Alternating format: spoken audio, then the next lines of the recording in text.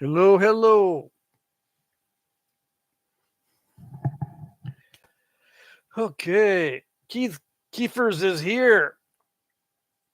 Hooray, hooray. Let me know if the mic is working. So, this is a 2 hour live stream. I do it 3 times a week. Although the video quality has been poor lately, as you can see. I've been doing research on it though, so I think I know the issues that I need to correct. JF Baird is here. Tommy Taylor is here. Hello, hello. Yeah, I think I know the issues. And my camera has everything. My new camera has everything I need except an input for the microphone, which is the bummer. Yeah, I found that out last night. But we'll see. I'm going to start recording with the new camera soon. I'm recording using the computer's camera right now. Jim Main is here. Graylin is here. Glenn Sheets. Justin Cornelius. Hello, hello. You guys are early. So this is going to be a little different this time because I'm not going to nap in the house. In the second hour, I'm going to take the computer and walk to the backyard with my computer and sit down in my shop. I already tried it yesterday, and it seems like I can get Wi-Fi reception back there. It might be intermittent, so we'll see. George Winstead, hello. I don't think I've seen you in the chat before. Brendan is here. Resolution is extremely low. Yeah. See, the resolution is only 720 with the computer's camera. Okay. I'm hoping to fix that soon. I'm getting ready for my trip, so I'm not doing much as far as video quality. For some reason, I can't use my phone anymore to do the live streams. Something happened with the update. I don't know what happened. Either the update from YouTube or the update on my phone. I can't attach my phone to the computer to do these live streams anymore. And so I bought a new camera. That should work. I just need to get a cable for that or hook it up to Wi-Fi. We'll see. Yeah, so what I'm dealing with is low resolution and slow frame rate on my phones and my videoing devices and my computer. See how it's blurry? I found out why it does that. There's 3 different reasons. Hey, Jay Valente is here. Awesome. Ken is here. Prairie Ghost Ken. So I found out the issues. It's not the lighting so much as the camera settings and the frame rate. And I need to get 0 flicker lighting. So if it's flickering at a different frame rate, which it always is from the camera, it develops this blurry type of situation. Let's see. Smallzilla's here. Harley, hey, Patrick, just popping in. I'll be back later. Just wanted to say hi. Hello, hello. JF Bear says, please hit the like button, everybody. Yes, yes. Everyone's here early. Already 21 people, and it's not even 8 o'clock yet. George says, no, I'm a newbie. Okay, awesome. Newbies are good. Brennan says, yeah, the tracer effect is pretty high tonight. Usually isn't that this much. Yeah, I've got different lights because I put away my big light. I'm getting ready. I'm packing up everything for my trip. I don't want to leave a lot of stuff sitting out. So I put away my big light that I had in here.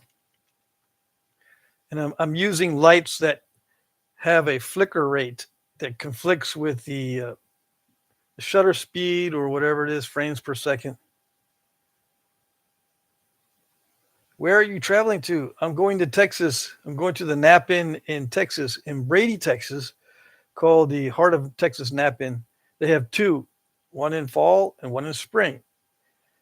I'll be there for the fall one, and hopefully for the spring one coming up also. The spring one is I think it's April.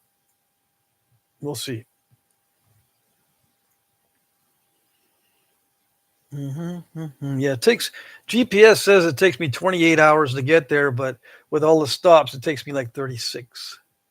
I break it up into 4 days. Yeah, and I'm getting ready for that. The reason why it takes me a long time to get ready for that is because I don't want to forget anything. Usually, if I forget something, I'll just go to the store and buy it. But with a trip like this, I'm spending a lot of money on gas and stuff. So I'm trying to cut down on what I have to just buy at the last minute or buy on the road because I forgot. And that does happen. And I got to figure out what rocks to bring with me because I'm doing some trades and stuff. I got to figure out what rocks to bring with me and all that stuff. So I've got to get that done. I got most of that done. Anyway, I'll be walking back into my shop for the napping. I'm going to carry my computer back there. And I tried it yesterday and I did get good reception with just one intermittent kind of delay in 30 minutes. So hopefully it won't be interrupted. I don't leave tomorrow. No, I still got a week and a half to go.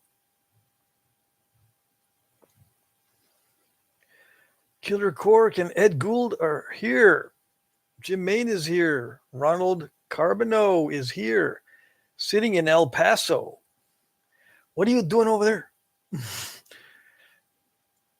He's going to say, I live here. What are you talking about? Jim Cooper's here. Mike Mason. Hey, hey. Did I miss Jim Cooper's entrance? Let's see. Yeah, it's been a while since I've been in Texas. The last time I was there was like Christmas. Yeah. Oh, Christmas of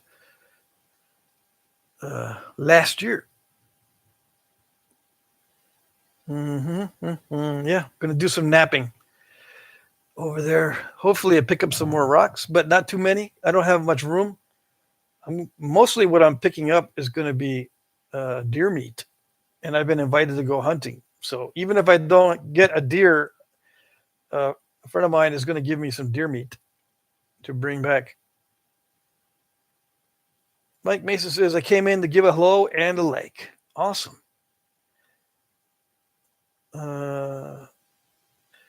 Let's see. Mike says, we have a friend over. We are grooming my doggos.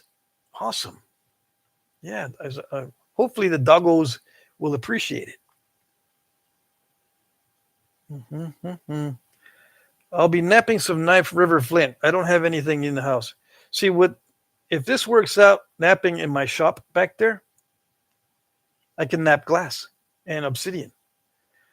I haven't ordered the cable, but I can buy an Ethernet cable so that I don't have any interruptions in reception other than the normal, which sometimes happens. But I haven't bought the Ethernet cable. I'm not going to buy anything else until I come back from the nap-in Texas. George Winstead. I'm in Texas. Where did you say the event was taking place? Brady, Texas. Richards Park. I have a list of nap-ins in the comment sections of my videos. Nap-in list by state. You can look it up. If you can't find it, just leave a message in the comment section of this video or somewhere, or you can email me at jackcrafty2@gmail.com and I'll give you the address. But it's Richards Park, Brady, Texas. The dates are 9th through 12th of October. I don't have the contact numbers, or do I? Let's see. Let me get my Napadex. Hold on a second.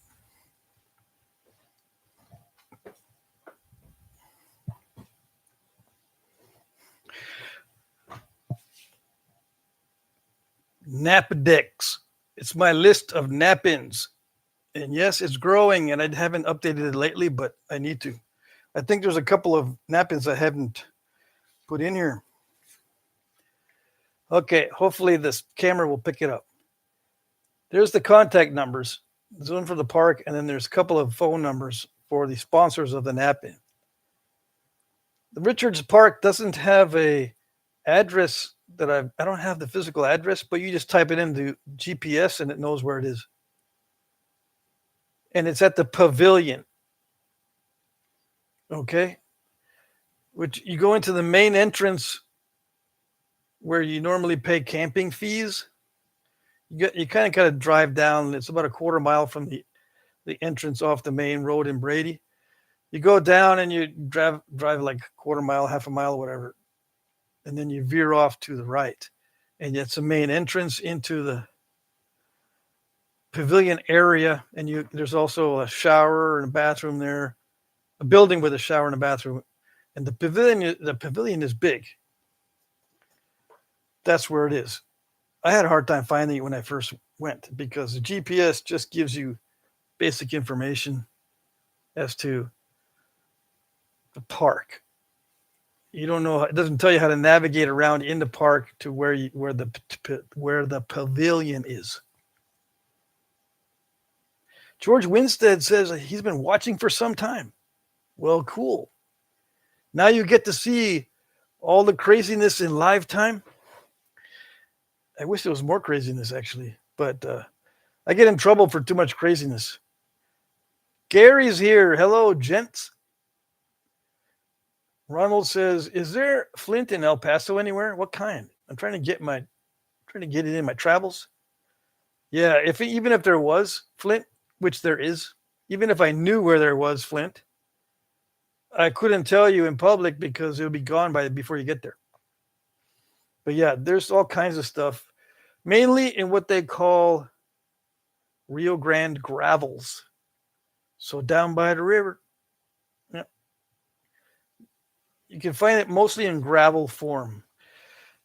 But El Paso itself, it's a big place. I've been there several times, and I haven't found any in the landscaping materials, although, that might have just been my luck. Just look at landscaping supply places. It's mostly that weird sandstone. But the Native Americans found lots of nappable materials in that area. And it's mainly in the form of gravels. Let's see. Jesse says, "Hey guys, happy Friday. Just got home from work, or just got done at work." Okay. Jim Cooper says, "I got 150 poundish of rainbow today at $5 a pound. Rainbow obsidian, I assume. I had to submit an indentured servitude for a while when I heal to borrow the funds, but chances to get large rock unrestricted by shipping sizes and prices." Yeah, I'm assuming you went to Glass Buttes.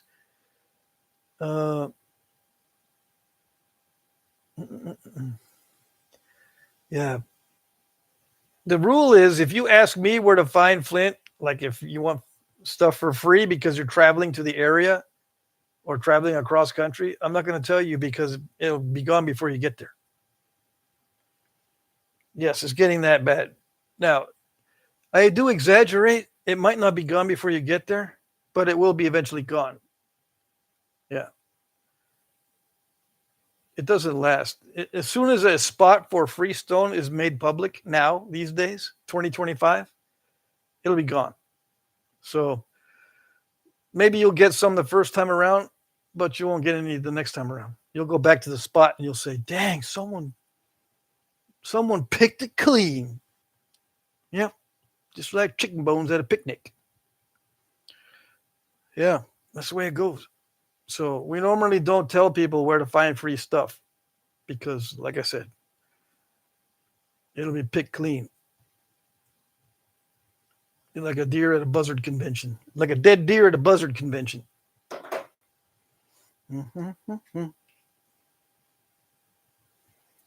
Message retracted. I think YouTube doesn't like some of the comments.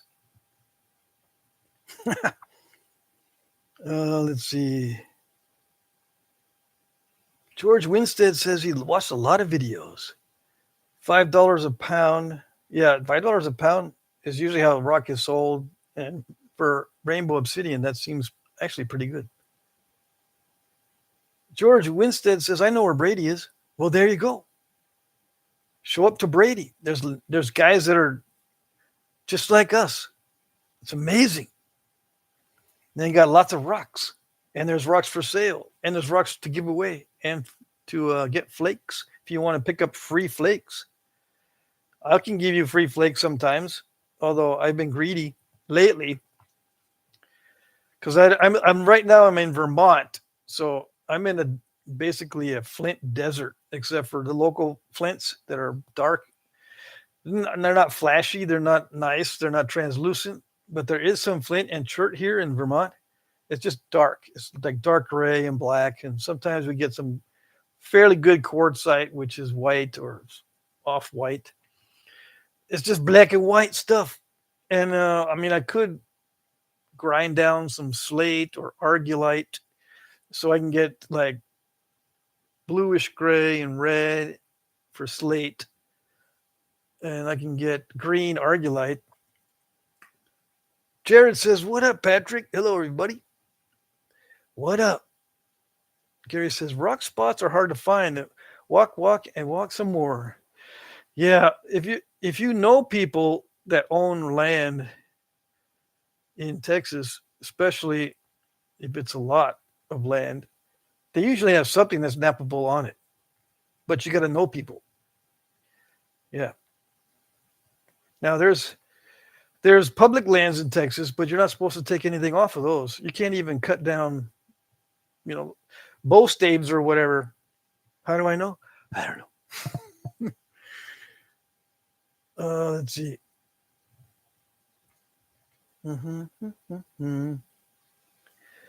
George Winstead says, I get mine from the landscape people. I buy them pizza. I get about a dozen big cobbles. Well, there you go. So you trade for landscape? You trade with the landscape people? That's interesting.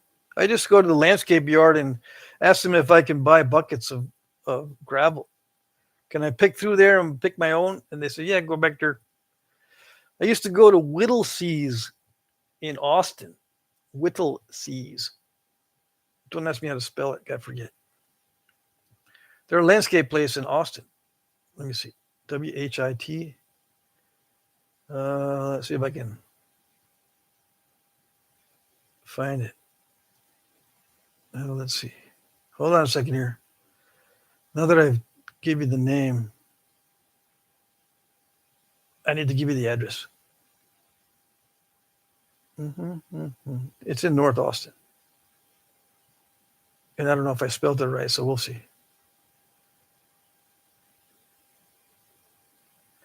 Austin Wholesale Landscape Supply? Did they change their name?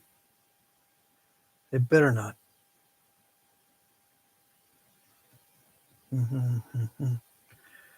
But yeah, Austin and San Antonio and all the other places in that area, and up toward dang, I can't remember now. Anyways, that corridor between Austin and San Antonio, there's a lot of rocks there in the landscape supply yards that are knappable. They call it bull gravel. If you're from Texas, you should be completely familiar with this stuff. Bull gravel. And get on the phone. I'm trying to find Whittlesee's. They might have changed their name to Austin Wholesale Landscape Supply, but I don't know. Oh, I'm looking in the wrong spot. Hold on a second. I'm looking on YouTube. They probably do not have a YouTube presence.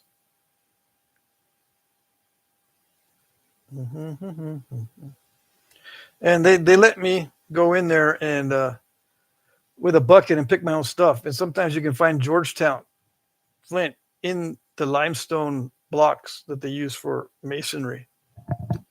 They quarry limestone in Austin or surrounding areas in Georgetown. They quarry the Georgetown limestone in Georgetown, but sometimes in the limestone, there's actual Georgetown flint. At that Landscape Supply Company. So I could pick some of that up sometimes. So let me see. It takes me forever to look something up. Oh, they're still there. Yep.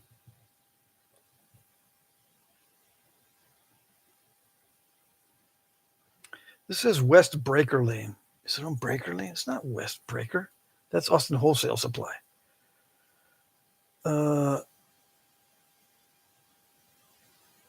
Come on. There it is. Mm-hmm. They do have a YouTube video of those goobers. Why didn't I see it? No, just give me the contact info. No, that's not it. Why don't they just put their address up there right away? They put the little logo. What's so hard about putting their address? You got to navigate.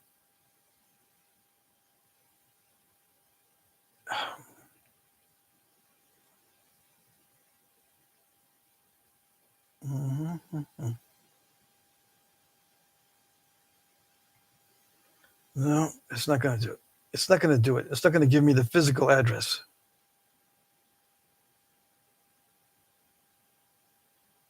Okay, no, it is. It's in Round Rock. Okay. This better be it.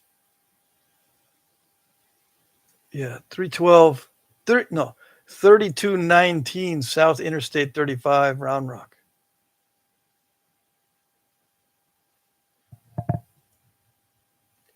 Whittlesey is spelled Whittlesey.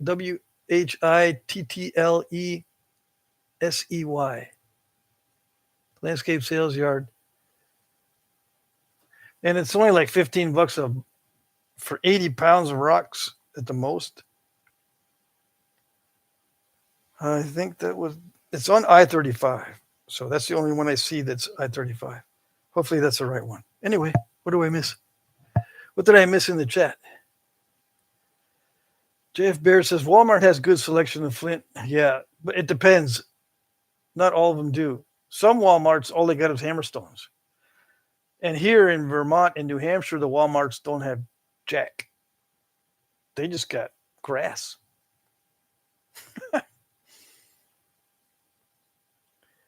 Let's see. Someone's asking about real artifacts, and I'm missing the conversation. I'm missing it. Where is it? Man, I need a fan. It's getting hot in here. I turned off the AC. Let's turn the AC back on. It was too soon to turn off the AC. All right, so what did I miss on the real artifacts? Let's see. Jesse says I posted pics of a Neolithic collection on the community page. Might be fun, guys, to replicate some of the forums. There is a microscopic one too.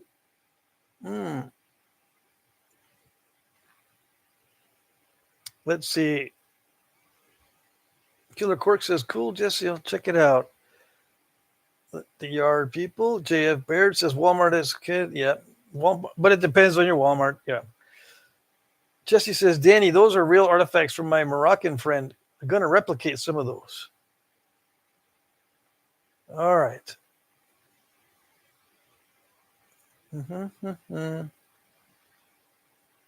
Ronald says, in Kingston, New York, you can find oil chert. Kingston, New York. All right, let's see. Let's snap a picture of that.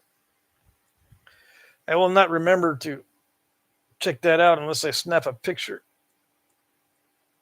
No, not video. Oh, okay, never. Shutter speed. It's terrible. Did it do it? It's not doing it.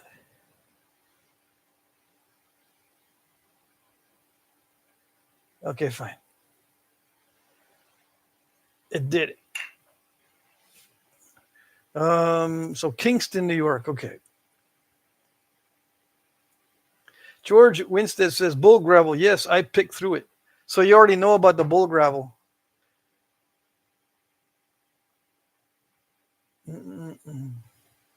Jesse says Sub-Sahara Africa, Mali, Algeria, Morocco, Mauritania. I'm assuming you're talking about artifacts, right? Yeah.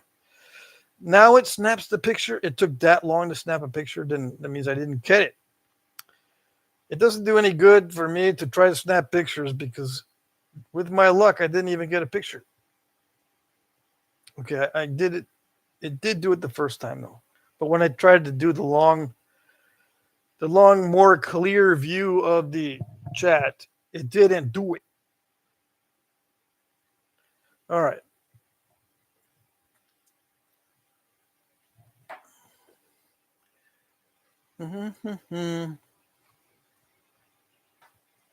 Let's see. So if you're new, I start napping in the second hour, okay? So you can come back at the top of the hour. It's 50 miles below Albany, says Frodo Joe or Bushy. 50 miles below Albany. Oh, below Albany, there's actually Flint there? I didn't know there was anything in southern New York. JF Baird says San Antonio has a good selection. Yeah, San Antonio is good for bull gravel. Gary says, what flavor of rock are you banging on tonight? Probably Knife River Flint, because I just got a new box from Marty. Frodo Joe says, near Kingston is good for Esopus and Normanskill Church. Well, let me see. Let me just check this out. Let me spend a bunch of time being distracted and look for that. And see where Kingston is. I have no idea. By the sound of it, it's in southern New York and not upstate. But, okay, so it is southern New York.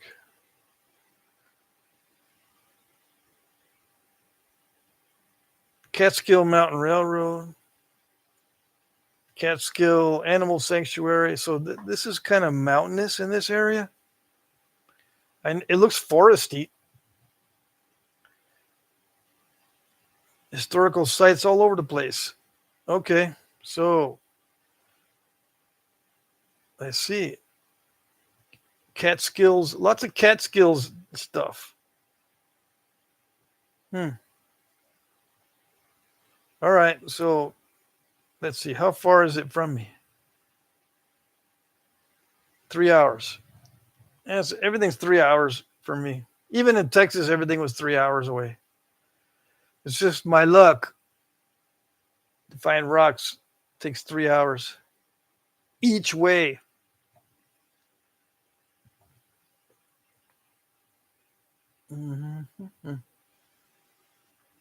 Yeah, even if I go to northern Vermont here, up near Lake Champlain, it's 3 hours.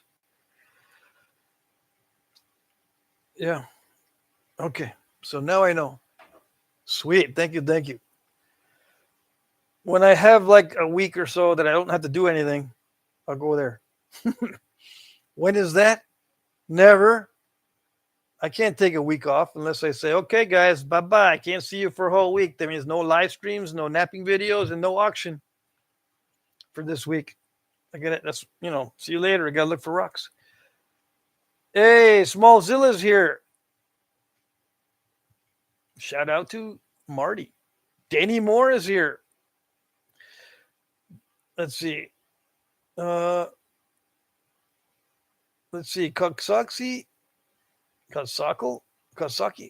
New York is Flint Mine Hill near Kingston. Off limits for pickers. I see. Well, don't tell me something's off limits. I'm just going to sit there looking at the hill and cry in that case. Danny Moore says, Marty, I love the KRF. You're lucky to be able to collect it. Yes. Yeah, Jay is the guy to talk to for rocks. Yes, definitely. I've got rocks from Jay. I just haven't napped it yet. Smallzilla or Harley says, Patrick, I just napped perhaps my nicest point so far out of an old bleach jug bottle bottom. I'll be posting it in your community tab. Been loving working with glass, but I hate the mess. Welcome. Yes. Ed Gould says, due to fraud, I just had to cancel all my credit cards. Dang it. That's terrible. I know about that rigmarole. I almost canceled my Facebook accounts. I got 2 Facebook accounts because Mary, she's in the chat sometimes. She told me that she got a message from me that looked like spam. I said, I don't send any messages out. I don't spam anybody. So maybe I got hacked. I was thinking of just saying deleting it anyway because I can't stand Facebook. John Turner says, hey guys, just chilling and grilling at the lake. Have a great evening. That sounds excellent. Ed says, but I got several boxes of Buffalo River this week. Okay, so even if you, even canceling all the credit cards, but before that, you got some good Buffalo River Flint, I assume. Jim Cooper says, oh, update. Progress is being made. I'm now completely off the walker and using a cane, but hopefully only a couple of weeks before I'm strong enough to get back to work. Awesome. I'm going to try to send out a box to you before I leave. I got to try to do that. Ronald says, I grew up in Sandy Plains, New York. I walked the fields on the farmland for arrowheads. The old farmer found a big spearhead. It was 12. I was 12 at the time. I'm 69 now. Well, dang. I'm 62. I've only walked one place for arrowheads, and it was a deer lease I had in Texas with a bunch of other guys. We would all pitch in to hunt on that deer lease. And instead of hunting, I would look for arrowheads. And I found some on the dirt road that they plowed through there. So I wasn't like going in places where no one else had gone and started digging holes and pits. No, on the sides of the dirt road where the dirt gets piled up, but when the rains come, it exposes rocks and chips and flakes and artifacts. That's where I found my artifacts. I have several. Very exciting. And they were napping the white flint that I can't find. But they also napped this light grayish green flint, which was awesome also. I don't know where to get this stuff. Yeah, everybody say hi to everybody. Yeah, good thing you're recovering, Jim. I'm glad to hear it. Ralph is here. Oh, yeah, Ralph Snyder's in the house. Awesome. Yeah, everybody say hi to Ralph. He's a regular. We got 34 people. I will start napping here in a little bit.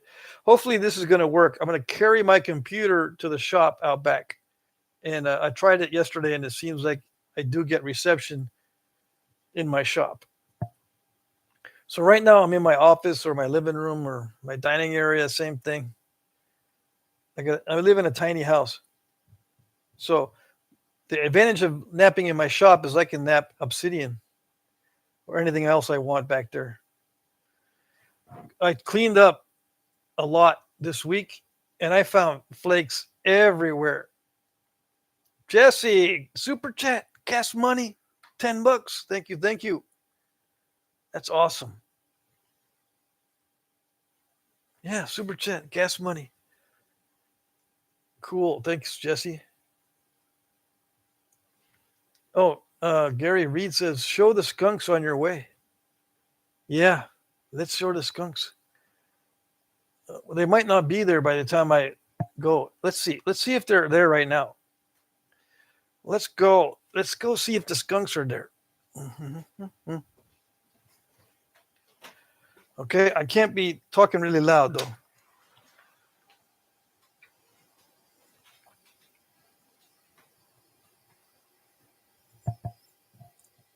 We got one.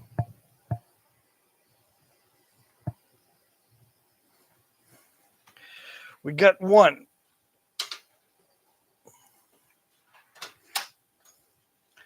Yeah. That one looked like that one looked similar to Mangy Tail, but I don't think that was Mangy Tail. I think that was a female. Mangy Tail is fatter, but you could probably barely see that. You could probably barely see that. Let me know if you could see that skunk in that light. It was just probably a little white blur. Oh, I'm gonna get a trail cam one of these days. When I get back from Texas, I'll be doing this stuff, spending some money on equipment, right? Um, yeah, Gary says it was a white blob.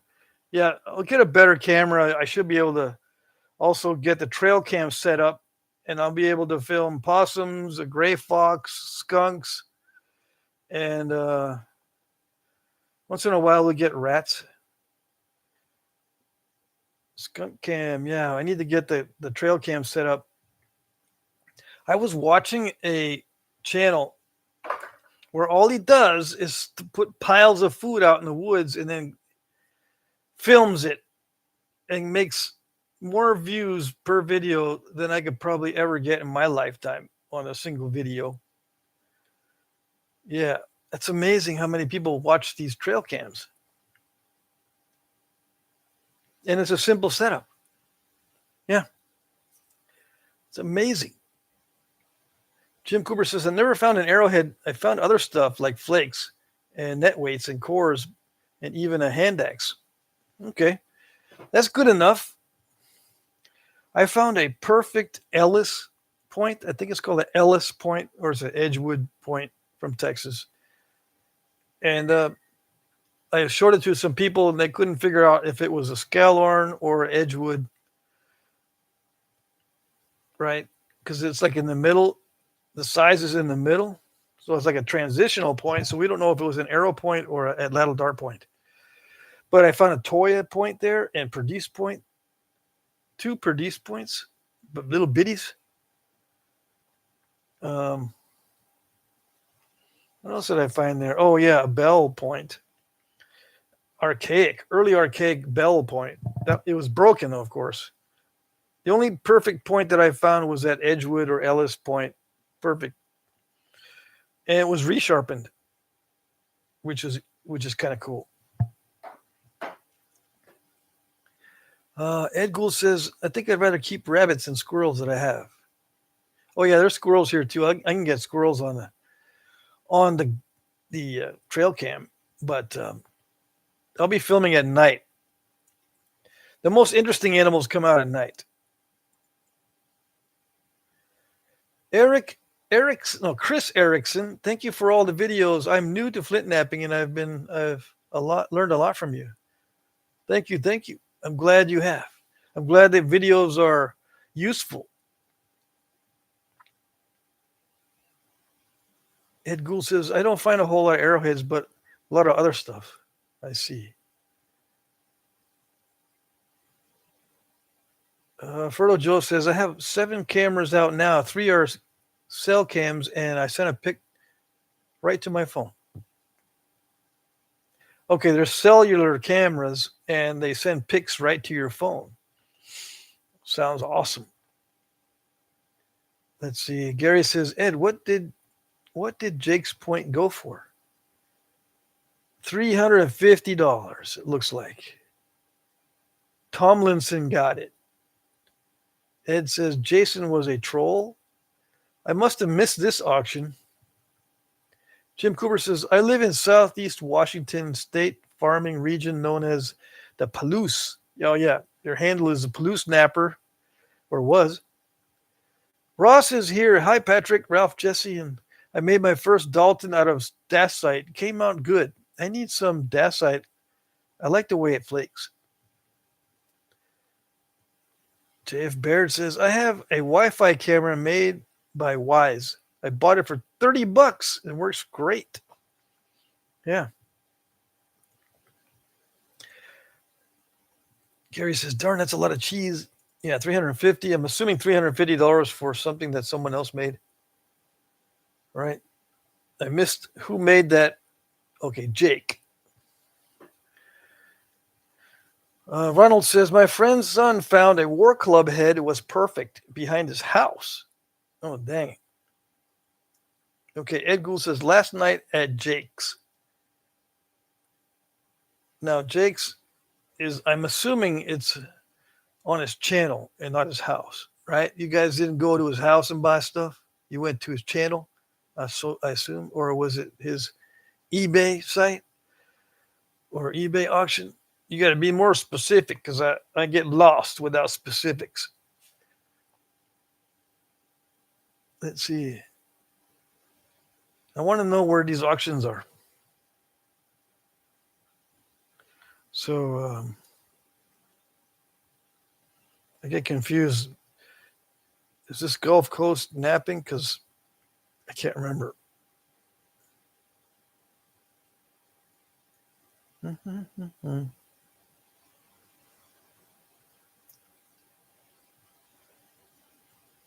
Yeah, Gulf Coast Knapping or Jake Anderson. Gulf Coast Knapping is live. So there's a big, gigantical point that he made. Yeah, it looks huge.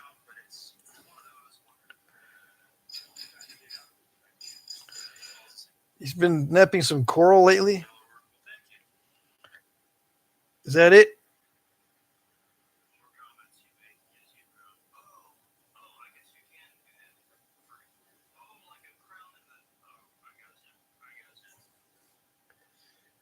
He's probably live right now. Well, let's see. I don't see any live stuff right now. Streamed 22 hours ago. Yeah, Jake's not doing a live stream right now. Luckily,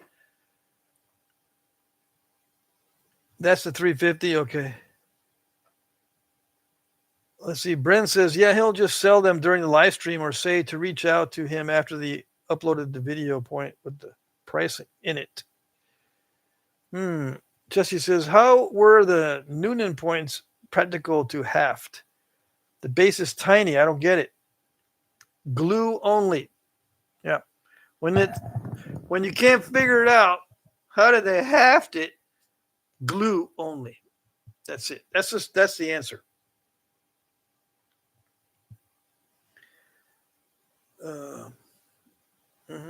Anything that has a tiny stem or non-existent notches or weird stems, glue only. And usually a big blob of glue too. They're not Native Americans were not sparing with the glue. They put a lot of glue on there. Mac Bales is here. He says, better late than never. Well, yeah. But you're not as bad as the guys that show up 5 minutes after it's over. That's extreme. You're not extreme. I don't even consider you late. 30 minutes, not late. Yeah. That's okay. A lot of people are just joining us anyway. They filter in and out. So they say, he's not napping, so I'm not watching this. This is not worth my time because I need something worth my money that I watch for free. Yeah.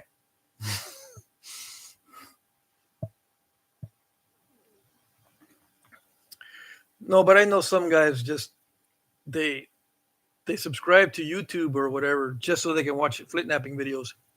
I know there's some of you guys out there, but I make fun of most people. Most people watch YouTube for free, and they go, "I'm unsubscribed because I need my money's worth for this free stuff."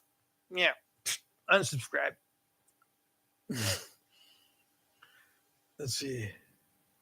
Chris asks, what's the thickest you would go in the center of a point for hunting deer? Well, it depends on if it's a lateral dart or arrow. I'm assuming it's an arrow, and the thickest I would go is a 1/4 inch. At lateral dart point, 3/8. Ralph says Jim is on the West Coast out there by Allen. It's all that beautiful obsidian. Yeah. So, Chris, to answer your question, he said, okay, thanks. Yeah. But you can hunt deer with all kinds of stuff. Atlatl darts, different size arrows. You can hunt deer with almost anything. That rib cage is so easy to penetrate that you can hunt deer with almost anything. From really, really thin to really, really thick. But 1/4 inch for me is about the thickest I'd go because it doesn't haft very well when it gets thicker than that on an arrow shaft. Jim Cooper says, Snyder, I'm like 12 hours away from Glass Buttes. I see. Gary says, Patrick, you better take the pig lamp out to the shed with you to prevent snapping halfish. Yeah, I could do that. But, yeah, I'm going to set up the shop. Once I get an Ethernet cable so that I don't get interruptions with bad reception, I'll set up a studio in the shop to be similar to this. And I'll have the pig lamp and the little light box. Yeah. It just won't have this. I don't think I'll have this background. I'll think of something else. Let's see. Ed says, I've got 30 of Jake's pieces, but he's getting popular. So 350? Yeah, that's pretty good price. I'm trying to think, what's the most I've sold something for?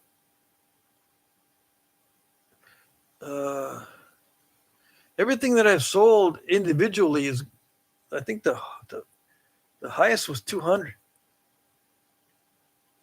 I've sold a couple of 2 or 3 pieces for an even 200. A cool 200. That's the highest that I've gone so far, or highest that people are willing to pay. I'm trying to think. Yeah, for a single item, I don't think I've sold anything napped that was over $200. Yeah. Of course, I don't nap really long, big pieces. Although I'm going to nap this really long, big piece of obsidian that I think Danny Collins sent it to me. Still haven't napped it yet, but I will.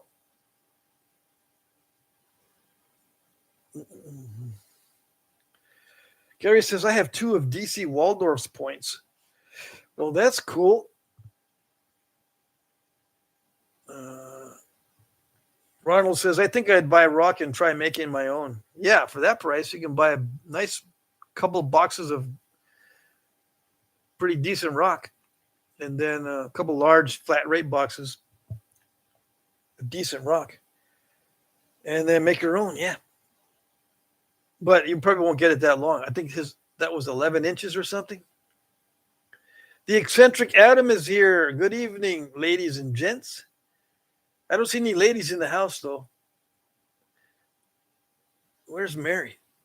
Let's see. Ralph says, Killer Cork found a nice Madison point on a woodland culture site. Congrats, buddy. I didn't see that. Jeremy says, hey, guys, I've been mowing but still listening to the show. All righty. Ed Gould says, I only paid $10 an inch for some big ones. Well, there you go. Let's see. Tommy Taylor. Oh, my eyes are already getting sore. And the light is low and my eyes are still getting sore. I have light sensitivity. I don't know if it's age or autism or both. Probably both. All right. So what else we got? Tommy Taylor says, the viewers set the price on that piece in the auction during the live stream. I see. Fertile Joe says, my highest sold knife was $100, a few for $75, mostly about $40 to $60 each. Yeah, that sounds about right. That's how much I get. Xander H98, have you tried making any Utsi arrows or knife blades? Yes. I have a video on making Utsi arrowheads. I've made the whole arrow, and I didn't use viburnum for it, though. I think I used privet. But now that I have viburnum, I can make exact copies with the authentic materials, and I think I might do that. Just make some arrows to the exact size with the exact arrowheads. and the exact glue and all that. But yeah, I've made them before. I have a video on making, let's see, arrowheads. And then the knife blade, I made one, but it wasn't exact because I didn't have the right light colored flint. It's almost white. It's a very light gray flint for his flint blade. So I got discouraged and I said, nah, this is close enough. It's not that big, actually. The knife blade it looks like a little dart point. Let's see. I've got books on, let's see. Do I have in here? Let's see. I have 3 books on Ötzi the Iceman. Excuse me while I take a look at my bookshelf. Do I have them here? I don't have them here with me. They must be in my storage unit. Or, yeah, it must be in my storage unit. Anyways, I can make exact duplicates. I know the exact sizes and stuff. And now I think I have the flint. I think Jefferson City flint actually is very similar to the flint that Ötzi made his knife out of. Ed Gould says, I think I paid $160 for that 16-inch dance blade of Danny's. I see. Ronald says, what you going to make tonight, Jack? I'm just going to be working Knife River Flint. Yeah. Johnny Waring says, hello. Hey, long time no see. Were you in the last live stream? Maybe last Friday? Cool.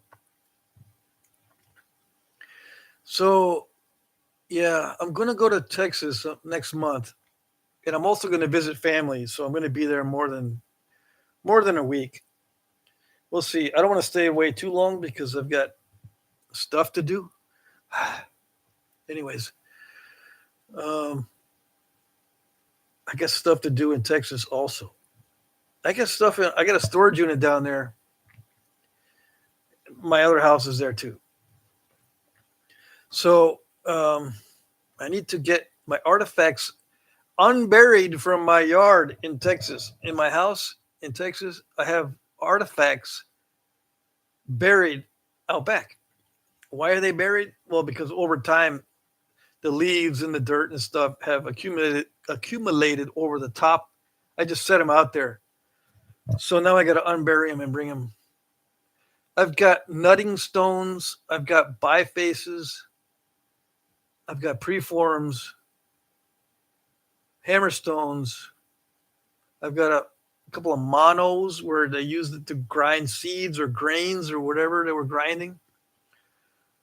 And I've got metate. I got one metate, which is the large stone, and two monos. But one of the monos that I have, you can tell they were grinding with it, but it's also got a hammerstone wear on one side.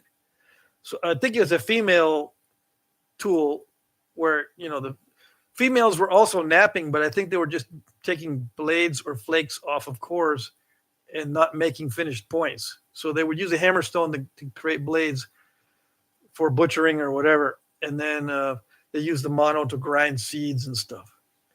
So it has 2 types of wear. One where you're grinding and the other where you're hammerstoning. That's a cool. I've got 2 of those, and one is unrelated to the artifacts. One was given to me by my friend Don. Same thing. Let's see.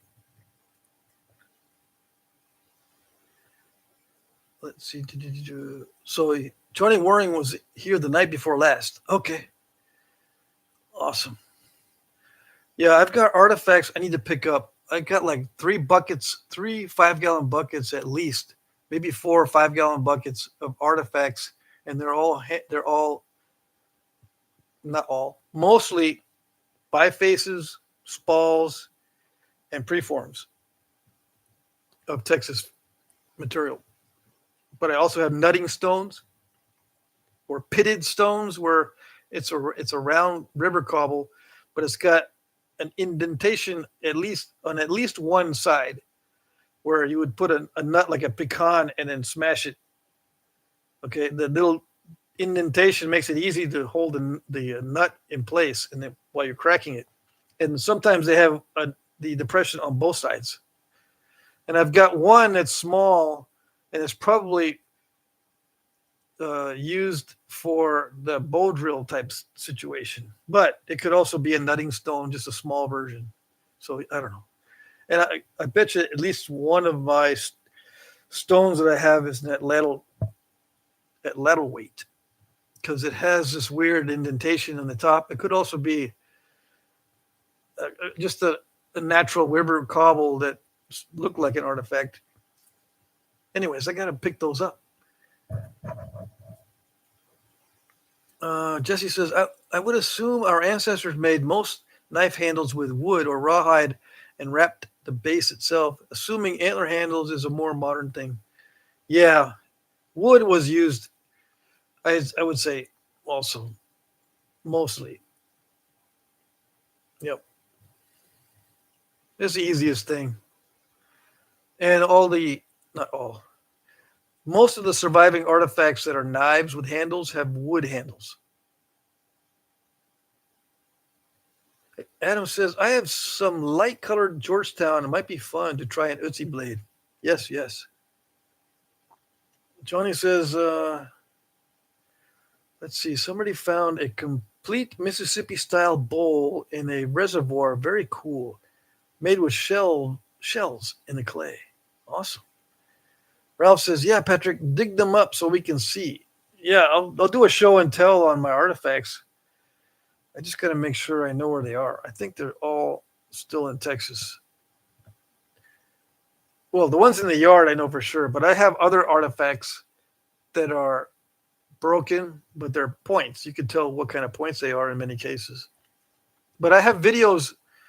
I already have videos on all the artifacts that I own, right? Let me check. Let me try to remember. Could take a while.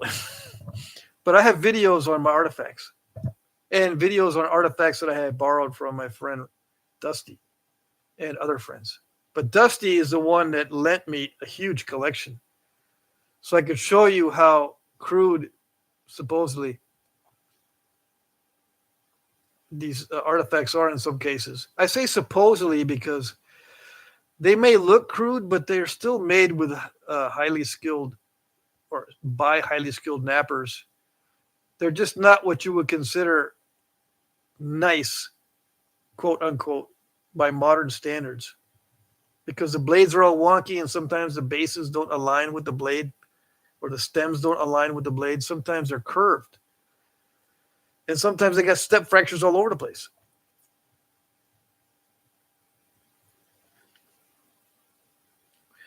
Let's see. Adam says, 100 years from now, someone will dig your place thinking it's an old camp.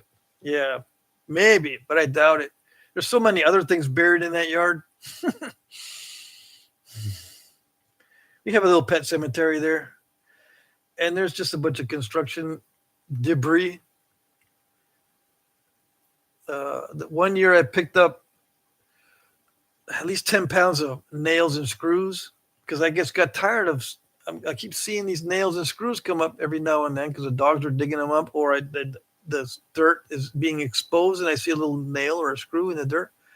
So I went around with a big magnet, a powerful magnet. It wasn't that big, but it's a powerful magnet, and I picked up a bunch of stuff, staples and nails and stuff. So if they're going to find these modern things with the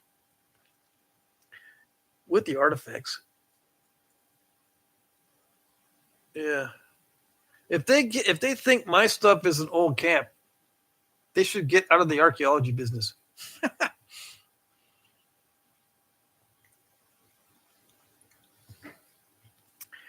What am I drinking?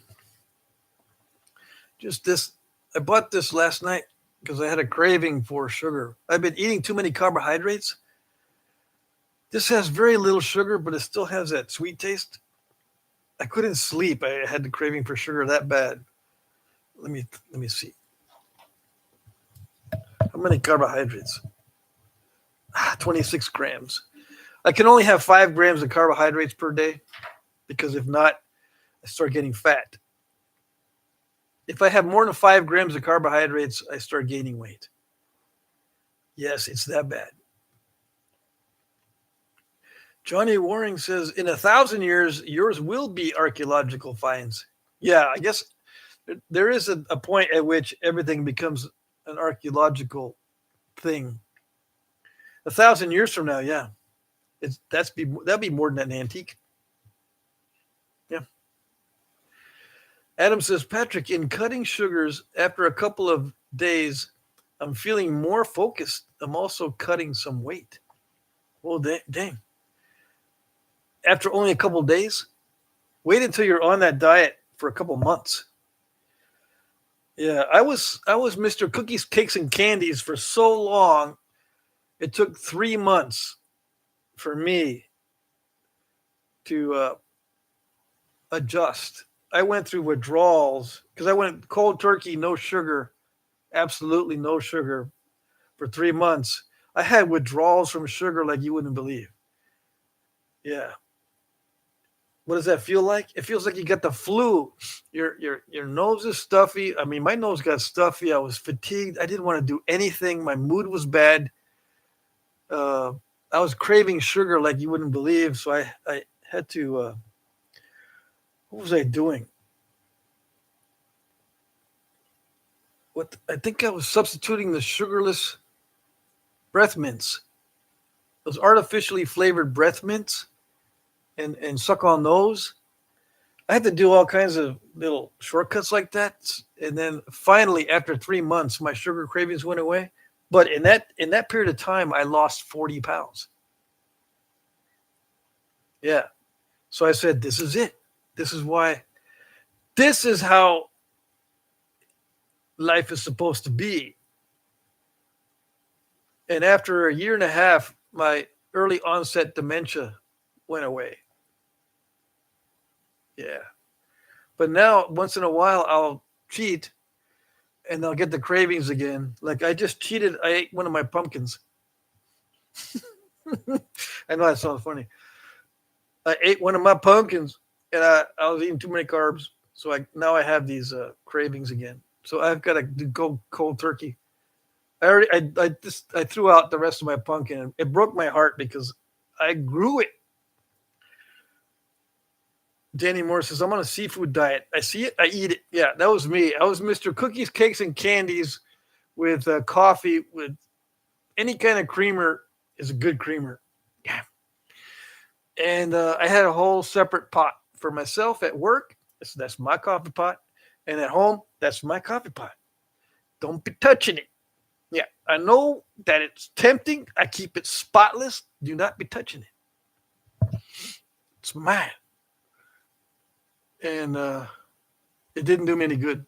I had symptoms of pre-diabetic symptoms of pre-diabetes. I would have gotten type 2 diabetes. My ex-wife has type 2 diabetes. She didn't go on a restrictive diet, and she developed type 2 diabetes. I would not wish that on anybody. Anyway, she's trying to get back onto a better diet. But I can't go back to that, although I do fall off the wagon, especially when I go visit friends.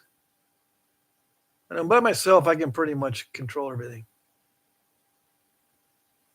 Adam says carb withdrawals suck. Yes, they do. It feels like you're sick.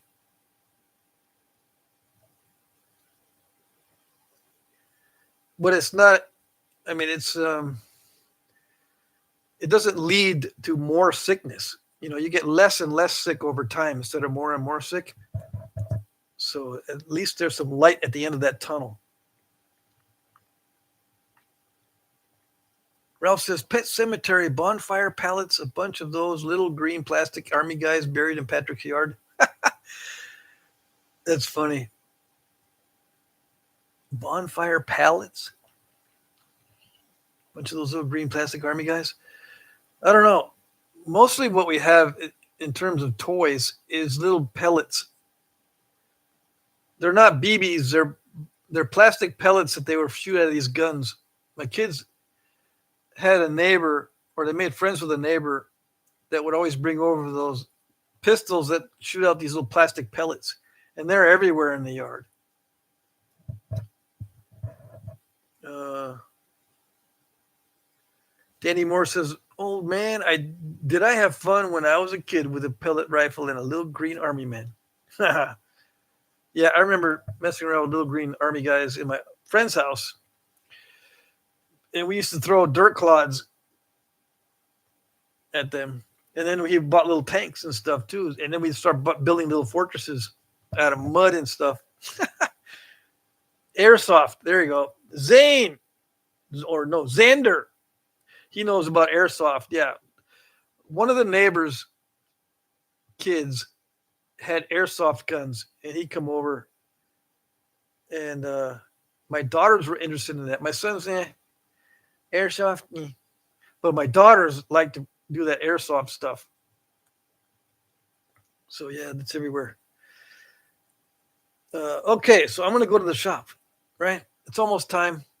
Might as well. Let's go to the shop. I'm going to bring my computer. I'm going to carry it over there. Okay, so I think I have my shop glasses. What else do I need? I don't need anything else. All right, so let's walk over there. I'll put my phone and my mouse in my pocket. I think I brought everything to the shop earlier. Yeah. Let's see. Okay, here we go. Let's go. We're going to see how this works, okay? Hopefully there's no skunk up on the porch. If there is, we can have a free skunk update. Gotta get my key. Make sure I don't lock myself out.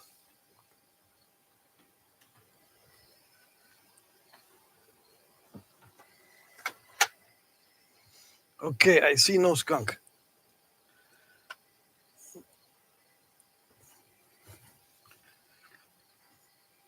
See, that's my front door.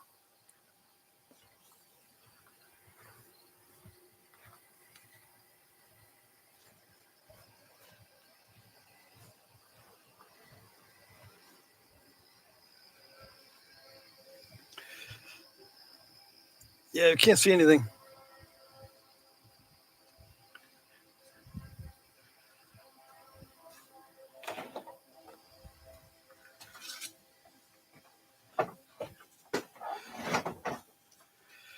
All right, so shop. I got a bunch of stuff in here.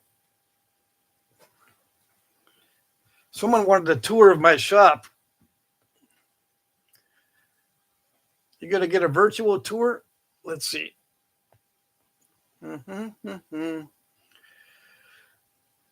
That's it. This is a little 7x7 shop, or 7x8, something like that. 7 foot by 8 foot plastic shed. All right, let's see what we got. Now, this worked earlier. Let's try to get this set up.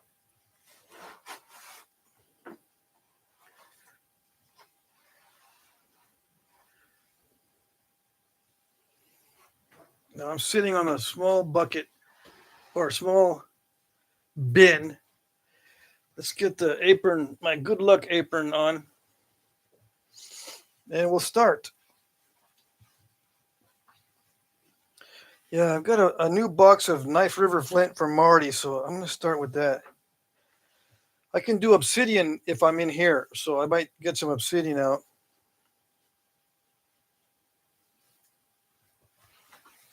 Okay. So I've got let's see.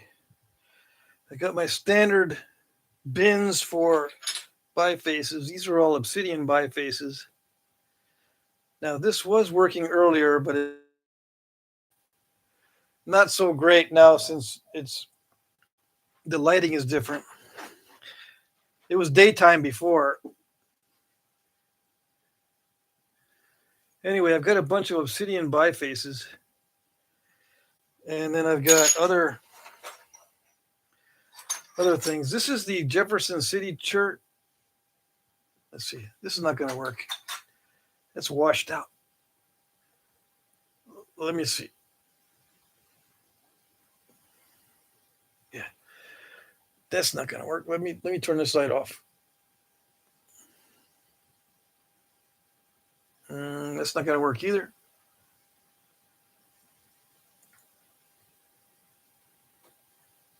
Hold on while I mess with the lighting. Anyway, let me know if it's good. If the reception is still good. I think we're still in good shape as far as reception goes. Right. Well, Jefferson City Chart is that light color chart. Looks like Utzi's material that he made his blade out of. So I might use Jefferson City Chart to make the replica. All right, so I wish I had some stone from Europe that was light colored, light gray like that. So let's see. I'm going to be ignoring the chat while I nap. So if you have questions, just hold them until the end. I'll go back inside. And let's see. What did I miss? Hold on a second. Danny Collins said persnickety on one of his videos. He's not allowed to do that. I'm pretty sure it's yours. Yeah. Johnny Waring says track lighting in your future. Yeah. Let's see. I could get track lighting. No, I know what the lighting. I know what's messing up the lighting. It's the frames per second, and the lighting has to be non-flickering. Plus, I've got to get a diffuser, a better diffuser. I have one sort of. There, it's on order. I am getting the lights are on order, but the other stuff is not yet. Okay, let's get some stuff out. It's already 9:02. All right, so this is Knife River Flint. I got a bunch of new nodules from Marty. Now these are all 5 inches and under, maybe 4 inches and under. Yeah, this is 4.5. Can't see. But anyway, they're all small. But I requested these smaller ones. Yeah, smaller ones like this. So we'll do that. Knife River yields some nice pieces. This is Knife River. I'm not sure if I did this on video or not, but you can see the translucency. It has some nice translucency. Yeah. So hopefully these are solid. Some of these are cracked pretty badly. Okay. But see, what's funny is this is the light that I use to film my videos when I do the close-up videos. But it doesn't work on a live stream or this kind of setup, which is weird. Okay. All right, so I'm going to try this since this looks like it's the hardest one, the most difficult one.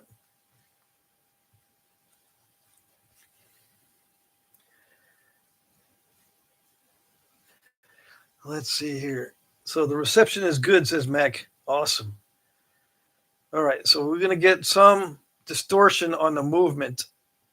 All right, until I can spend hundreds more dollars on the equipment. But in the meantime, we'll just make do with what we got. And yeah, it requires hundreds of dollars to set up a good video studio. But it's worth it. Yeah. All right. And I'll put a better backdrop back here too. Okay, now I'm gonna put my safety glasses on. Yes. Yeah. All right. And they're readers too. They're not just for safety. I can't see very well without them. Ooh, it's the darker variety. I don't know. You can't see anything. Yeah, what's weird is, like I said, I use this lighting for my videos, but it doesn't work with these live streams. Yeah. It's just too much light. Let there be too much light. But if there's not enough light, look, there's too much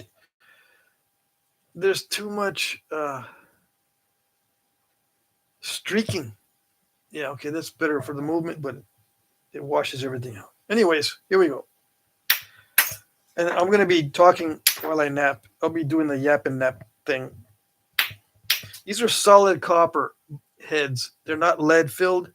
This is 8.3 ounce. This is what I use mostly on this size of nodule. Yep. I got this from Flintknappingsupplies.com. And they work well. Yeah. Now, when I switch around and use different tools. It's not because I don't like the tools that I used to use. It's because I like to switch around and use different tools. I actually do like doing that.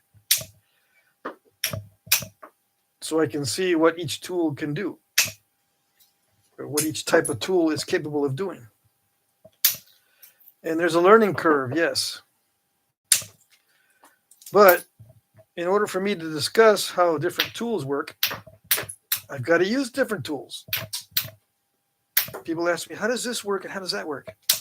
Well, let's see. Have I tried it? Yeah, I've tried it. So then I can talk about it. If I haven't tried it, I'll try to try it.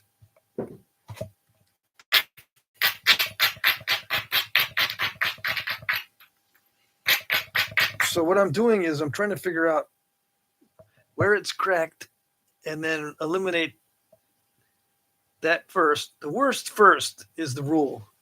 Cracks are the worst thing ever. And other than that, if there's no cracks, I thin down the ends.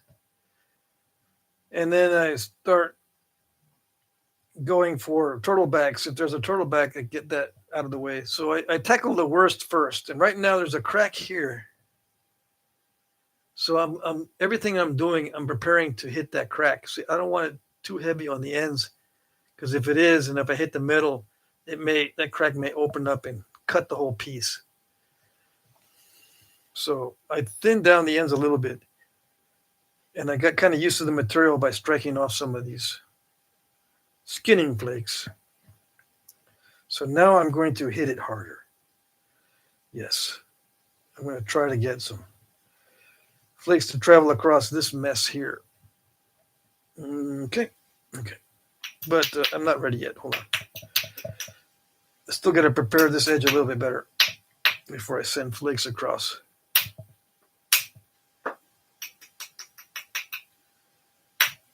Now, these are lighter than lead filled, but they're not that much lighter. But there is a slight learning curve, because when the billet is lighter, if you're doing it the way I do it, you've got to strike faster. The lighter the billet, the faster and the more snappy you need to hit. So it looks like it's pretty solid. Cool. But I see that crack in there. Can you see that crack right through there? That's the worst that I can see right now. Everything I'm doing is to try to get rid of that. And yeah, thinning down the end indirectly is preparation to hit there. I don't want a lot of material up here near the tip.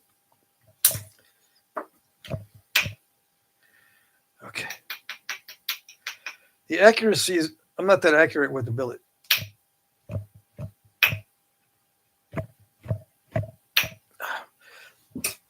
And I miss a lot, but a lot of it's on purpose.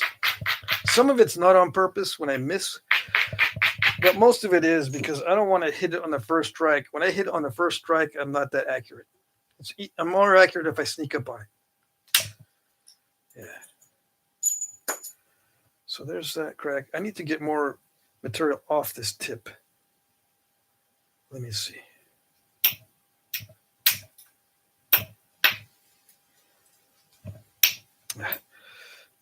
Let's come in from the other way. It'll work I'm working on this from this end. I'm going to come across this way. Trying to hit the tip is just crunching it right now, crushing it. And yeah, I can abrade it, but then it gets worse as far as the edge is square as it is. And if I abrade it, it makes it harder for me to take off a flake. But here, I don't have to abrade it at all. I can just start zigzagging it. Yeah, like that. Yeah, like that.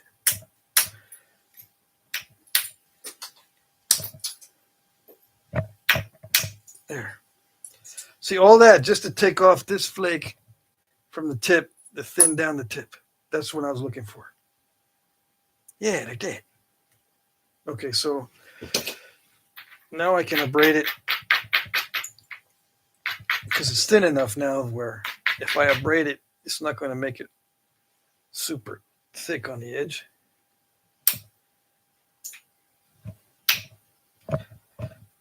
Yeah, I'm still working on the tip. Hold on. Before I tackle that crack. See, I want the tip smaller, yeah. Or thinner. Because I'm going to hit it really hard right in the area where that crack is going. See, that crack is going across. You can kind of see it now. Yeah, I got to take all the precautions. So I took this off. The crack is here. But I went down here and took this off because I'm going to get ready to hit this mass here. See all that cortex? So I'm going to try to get under this crack and remove the cortex on this next strike or the next couple strikes. See if we can do both. I'm not going to hit directly on the crack. I'm going to hit a little bit further down. So right here is where the crack is. I'm going to hit down here and I'm going to hit into this cortex. Hopefully accurately. All right. Yeah, like that. Yeah. Although not perfect.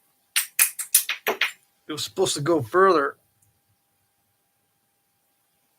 Now I can see that crack doesn't go all the way through. It's a little bit left. Anyways, I'm a little bit more confident now that I can get that out of there. So hit the other side. Well, that didn't work. I scooped it on the other side. That's a bad scoop.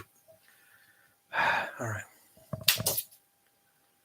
And the first attempt at trying to get rid of that crack, and I can see it now. I can see the bottom of it.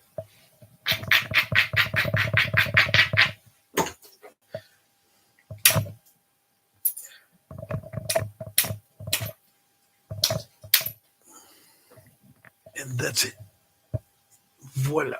It's gone. I just powered through it. So little by little, just inched my way across and then hit it directly. But I tried to skim a little bit off the other side, but I messed it up. So now I've got to try to get the rest of that cortex off the other side, thin down the ends a little bit more. So the easy part's done. This is the stage where I would stash it to work on it later, because now it's a different mindset. Now I got to get into the preliminary thinning. Yeah. Okay, so let's see. Let's take a little stretch. It's a different mindset because now it's thinning flakes. See, I didn't take off any flakes that went past the center, I don't think. Everything is up to the center. Now I got to start taking flakes off that go past the center. It's a different mindset. Yeah. Yikes. That didn't work at all. That scooped it. Now, this is a high-grade material, so I got to do better than that. Okay. Yeah, there's no excuse. I should be able to do much better than that. That should have went past the middle, but it scooped it out really bad. All right. Yeah, like that. Past the center. So hit it right here. It's got to go past the center.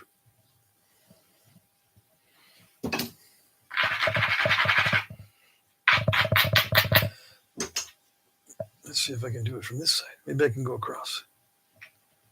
It's a hard hit, though. It didn't do anything. Let's see.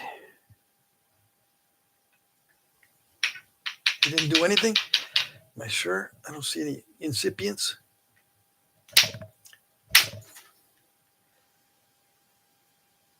There was some incipients because it crushed a lot where I hit it. But I was able to go a little bit past center, but it didn't go nearly as far as I wanted.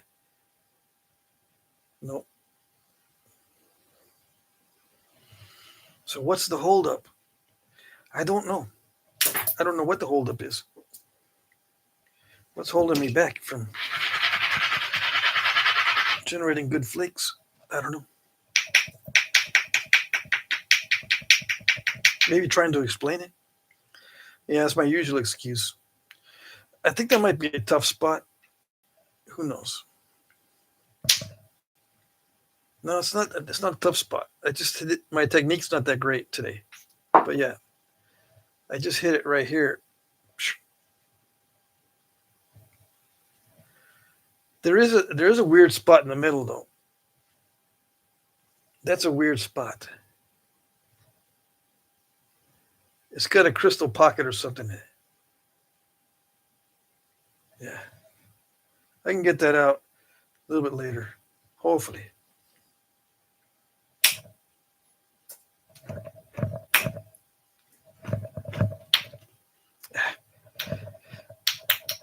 I got to use my indirect percussion because my bopper skills are not good today. No.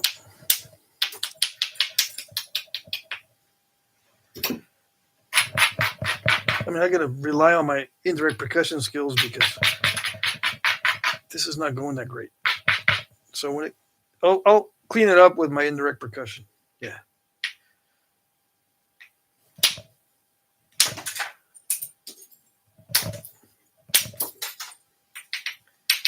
Dang it, that's so crunchy. I'm crunching it. Yeah, I got a weird situation going on here where it crunched it a lot.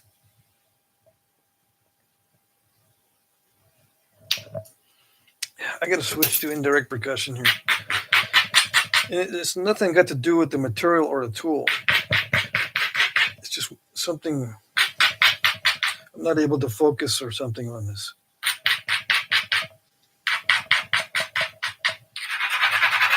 All right, so mindset is changing again. To switch to indirect percussion is another mindset. So here we go. And I'm probably going to switch back and forth here. Let me turn this grinder on. Hold up.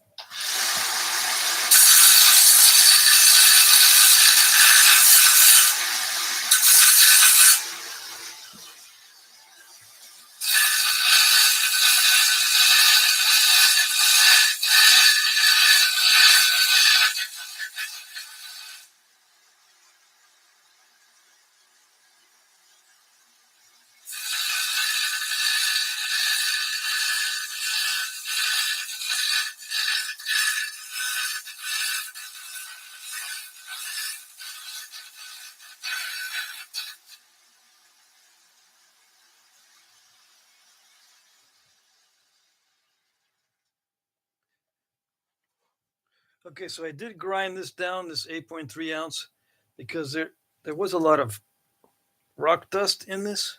So just in case it was a rock dust that was causing loss of energy, I ground that down. I don't think it was that, but just in case. think a lot of these flakes that didn't travel were because I wasn't focused enough. I wasn't hitting hard enough in a careful way. Okay, so with indirect percussion, I think I can make up for it.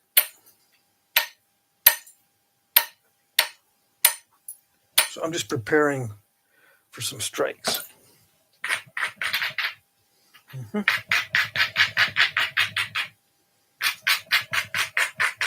Now you can prepare for strikes like that with a billet. I just don't because my accuracy is not that great. Even if I prepare something, it doesn't do me much good.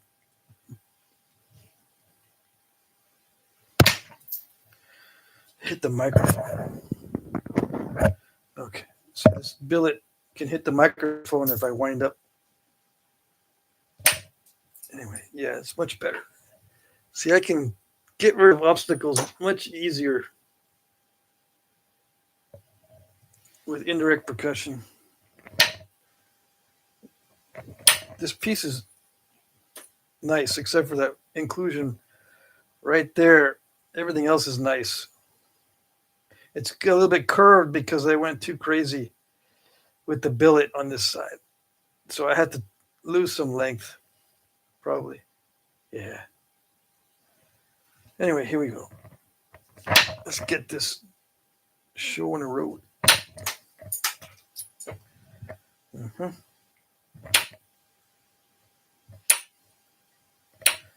Get this thin down. Yeah, they're traveling. Got some traveling flakes now. And do a little bit of trimming. What's the worst right now? The worst is trying to fix the other stuff that I did. So I did scoop outs. I did wonky stuff as far as removing too much material on one side. The tip is now misaligned with the center line because like I said, I took off way too much on this side with inaccuracy. Yeah.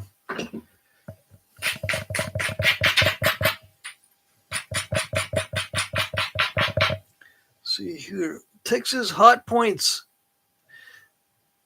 Have to check this later. We're getting ready for ours. One knife so far. Who is Texas hot points? Hello, hello. Let's see. Who else did I miss?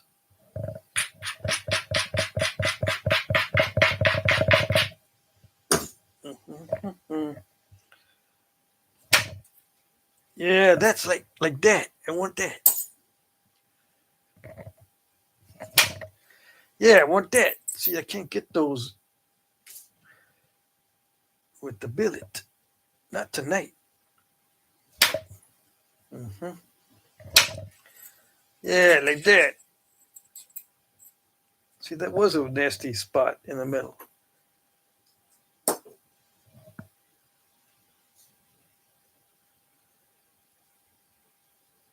It's a little bit risky to do that, though. I can still see some of that crack, but it looks like it's healed. The one from earlier, there is still a remnant in there, but it looks healed. Looks like it's not going to be a problem. Luckily,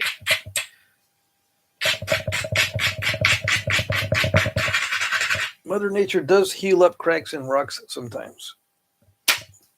Yeah. All right. So over time, you can fill up again with silica.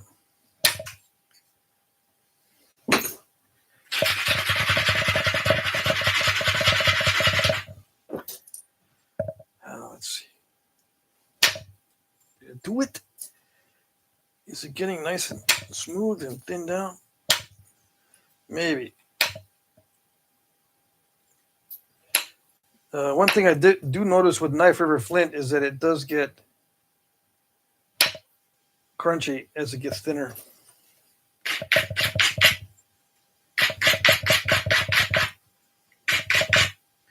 Yeah.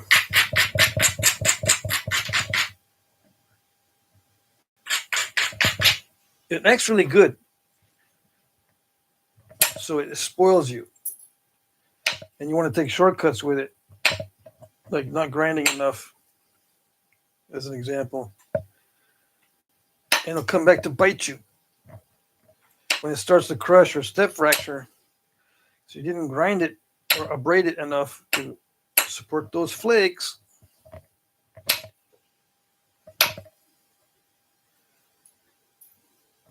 Yeah, I need to abrade it more. It doesn't feel like it needs to be abraded more, but yeah.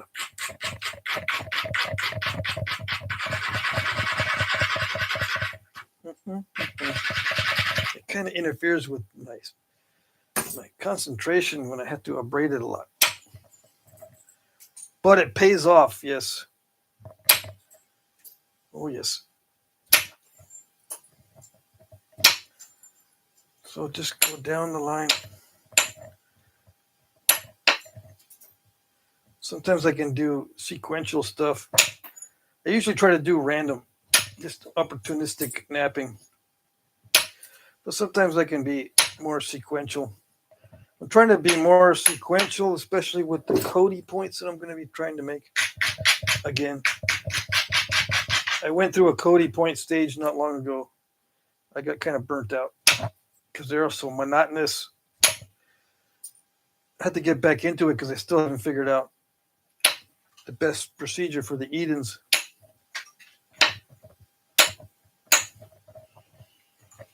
There's got to be a better way than taking 2 hours just on the preform. There's got to be a better way. Some way to speed that up.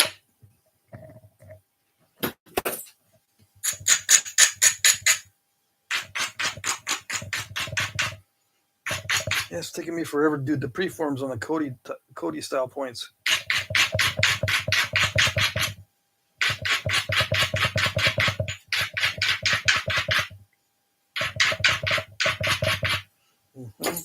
So this is now the end of the preliminary thinning. Now comes the secondary or final thinning. Another change in mindset, because I can tell these changes in mindset because of the anxiety level. It goes up in steps. With me, anxiety is very low in the beginning. And once I get past the easy part, I can feel one step up on the anxiety. And that's the primary or preliminary thinning. And then it steps up again with the secondary thinning. And then the final finishing is really high anxiety. And then after I do the notching and stuff, then it comes back down. Sharpening is not that big of a deal. Yeah, the sharpening is not that bad.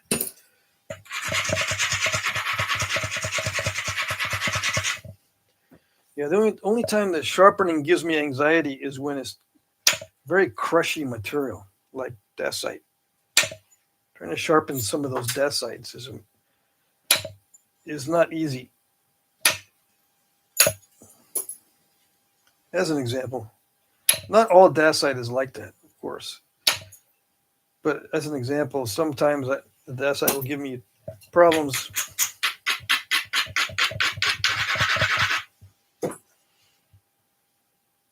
Depending on the quality. Oh, there's incipients. Incipient cracks will cause that kind of stuff. There was already a crack in there and I hit it. Didn't see it. Didn't look like it was already cracked, but it just popped out that little cracked part instead of running a flake down through there. Where did the incipient come from? I don't know. I'm going to blame it on a bad billet strike.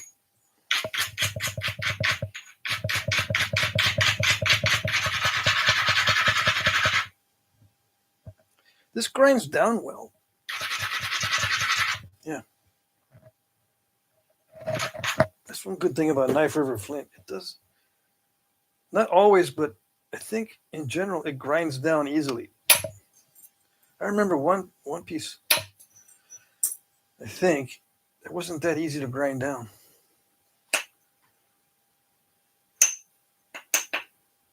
This one grinds down easy.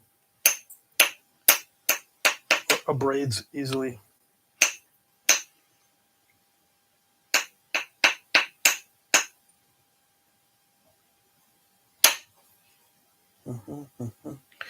I'm just trimming now getting ready for some, hopefully, awesome flakes. Yeah. All right.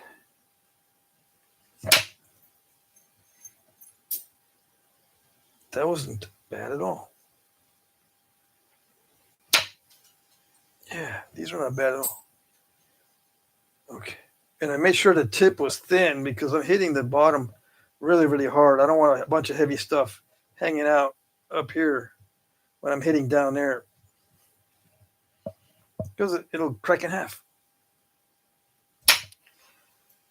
Yeah, like that. See, it's supposed to go more than halfway. Yeah, like that. Can't see? Oh, well.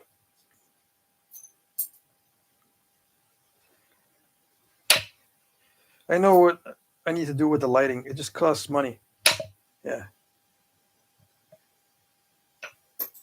Mm-hmm. Yep.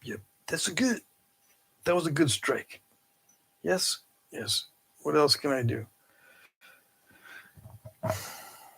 What can I do so I don't mess this up? Let's reduce the width a little bit.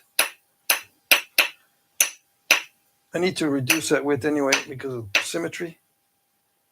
And then I'll regrind it, re-abrade it. And there's a couple obstacles. That is still an obstacle. There is a lump. And then there's too much material on this side. I need to flatten this out more to take that curve out. Yeah. It's going to make it really thin, but Knife River Flint, luckily, it's got some flexibility to it, so I'm not worried about thinning it all that much. Sometimes materials are too brittle. You can't really thin it down all that much without risking snapping the whole thing.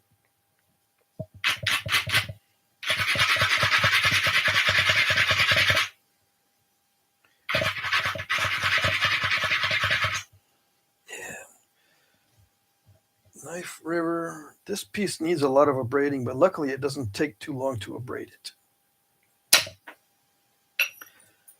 Ouch. That edge got cracked. Dang it. See, I smashed that edge really, really hard and it cracked it. So hopefully that doesn't continue. Mm-hmm.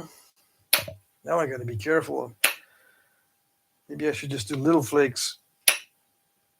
I don't like doing just little flakes though, because it ends up being too flakery. I like big, bold flakes, but I might not be able to do it on this one.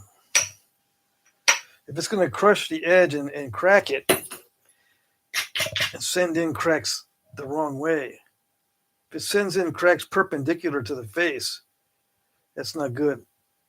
And I did send in a couple of little cracks when I hit that really, really hard. So I can't be hitting it that hard at this stage. There's always something.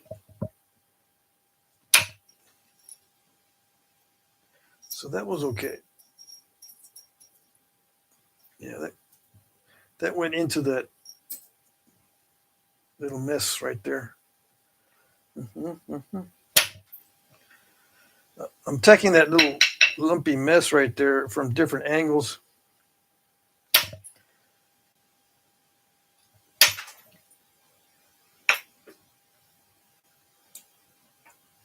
Eventually it'll level out.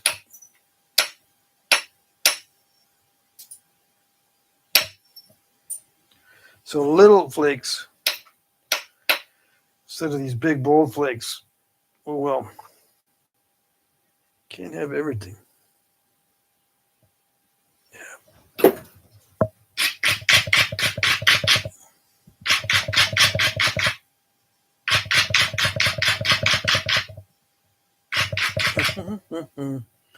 So what can I do now? Looks like I had to develop this edge a little bit better. Yes, maybe not. If I can avoid having to spend too much time on the edge, that'd be great. I don't want to spend too much time pressure flaking the edge and making it perfect. I might have to. As it gets thinner, you don't have much choice on what you do. Sometimes you gotta make it perfect because it's getting too thin to not make it perfect. How do you know when an edge is perfect? It's for me. If it feels like less anxiety, I know I'm going in the right. I'm going in the right direction.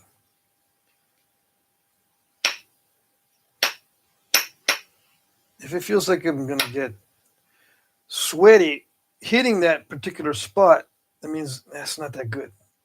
The opportunity is not that good. Fix that edge a little bit. Make it stronger or move it closer to the one side or the other, or move it, remove some edge and get closer to the obstacle. Something to reduce the anxiety.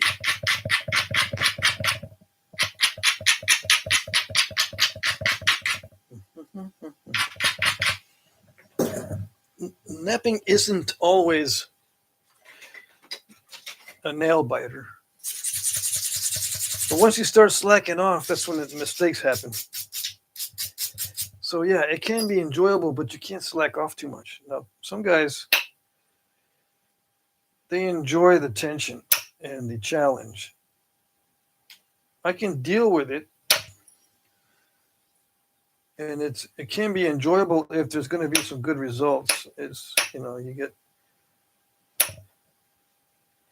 get the adrenaline going, and as long as it results in something good, it feels good afterwards. But if there's a lot of anxiety and then it messes up, it's not enjoyable. But anyways, this is working out better than I thought. Yeah. Nice. So I can't get all of that out of there, but I like the way it looks. It flattened out, and I was able to attack it with one last flake this way. Is it the last one? I think this was the last one here. So this side's pretty much done. There's just cosmetic flaking at the tip, but otherwise the flaking is done. Now I just got to focus on getting the flaking done on this side. And there's more material than I need in the middle here. I don't need that much. So I'm going to try to do a couple of flakes that go into that area and make it flatter. I was going to say smoother, but it's already pretty smooth. I just need to make it a little bit flatter. Although there are artifacts like that where there's one flat side and one rounded side like this. It's one side is more rounded than the other on this piece. And there are artifacts like that. But I'm not trying to replicate an artifact. I'm trying to make something I can sell. It's a totally different ballgame. Yeah, if you replicate an artifact exactly, chances are you only can sell that for $20 or $15 because it looks kind of crude.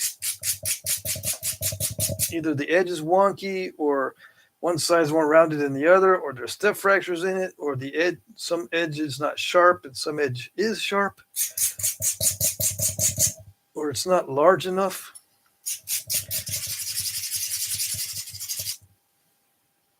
So you got to make it. You got to make it prettier than the originals. Yeah. Okay. Yeah, cosmetic work is what I call it. And some of the originals, they are very well made, and they have nice appearance according to modern standards.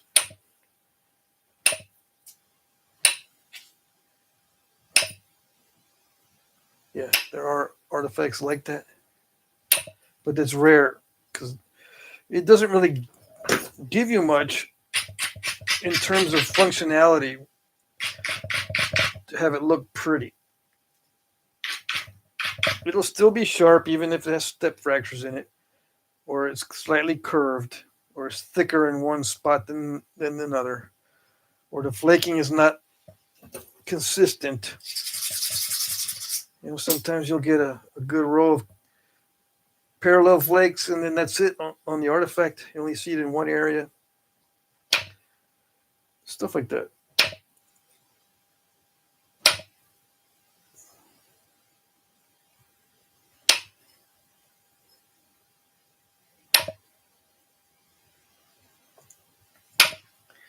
Yikes. Okay. When nothing happens, it gets me worried.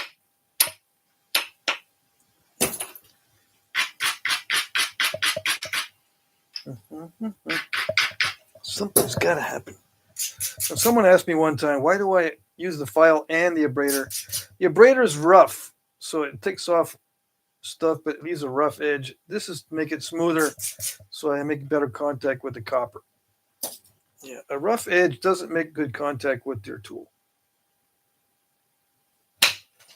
And you need good contact if you want to have the full energy, which indirectly makes you more accurate. If you don't need to hit as hard, you can be more accurate. And you do less damage to the edge. That's another side benefit of not having to hit as hard because it's nice and smooth. Makes good contact with the tool you're using.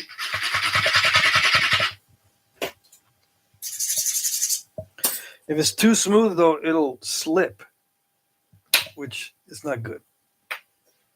So I'm just running relatively small flakes across, because a bigger flake, it tears up the edge too much on this particular piece. Every stone is slightly different. If you can adapt to each stone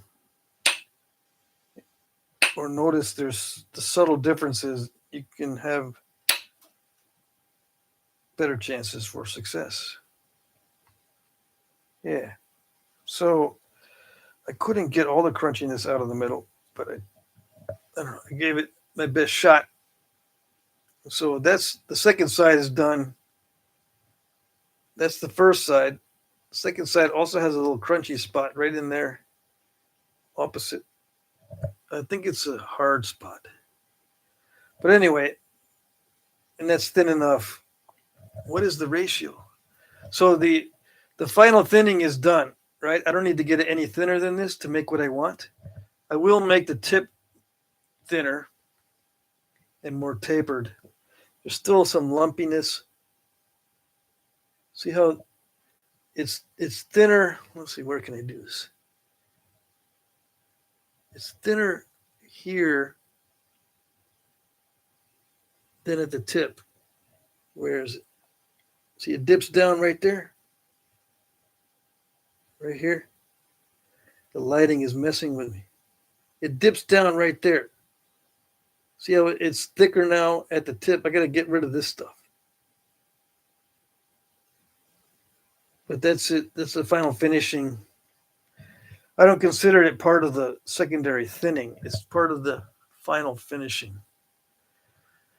I suppose I could try to get it thinner right now and include it in the final or secondary thinning. Let's see. Will that work? Sometimes I like to get it a little bit more narrow before I start messing with the tip. Let me see. It might work. I might be able to take some flakes off. Hold on. Some big thinning flakes, maybe. It's kind of risky. At this width, it's kind of risky. Let me see. It's less risky the more narrow it is because the flakes don't need to travel as far.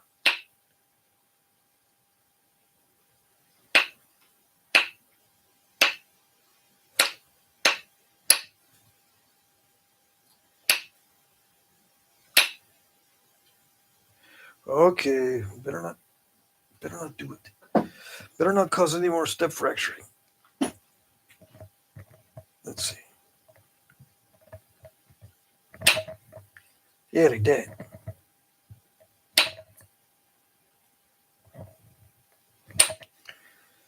No edge crackling. There's a little bit of edge crackling going on.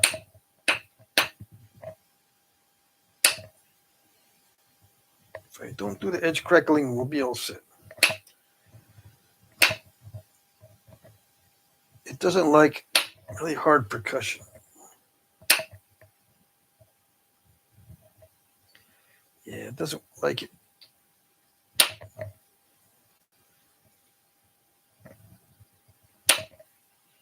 I have to hold back a little bit on the percussion, which is it's not a good thing, because sometimes holding back on the percussion creates step fractures because you get incomplete flakes as you're holding back. You're letting off the gas when you shouldn't.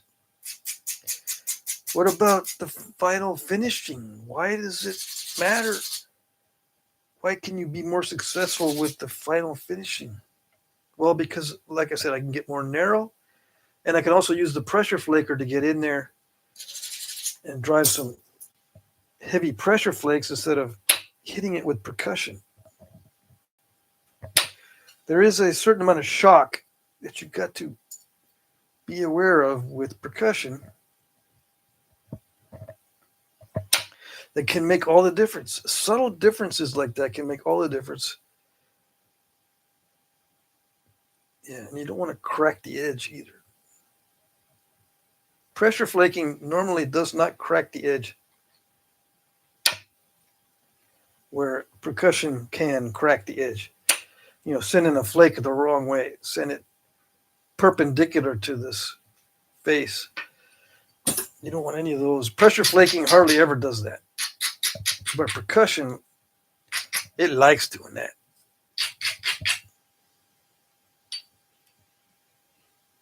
Yeah, it likes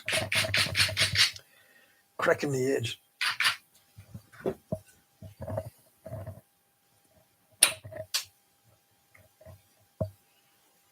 I call it cracking the edge. Probably a better name for it somewhere.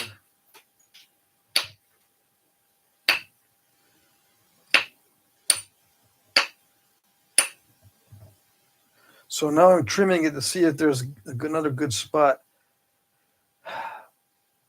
I see where I need to thin it, but at this width, I need to hit it really hard, and don't want to. Okay, so that's good enough. There's still a little bit too much mass right there, but it's all right. See, I got this part thinned down so it matches that, and I got a little lump right there I need to get rid of. But if I use percussion on it, I'm afraid I don't want to push my luck. I already cracked the edge up here. I cracked the edge a little bit right there, getting it thinned. To get that thinning, I don't want to crack the edge again. See, this one I've got to make sure it looks okay. This one near the tip, this crack near the tip looks okay. It doesn't look bad. I'll be able to pressure flake that out of there. That's it for now. Yeah.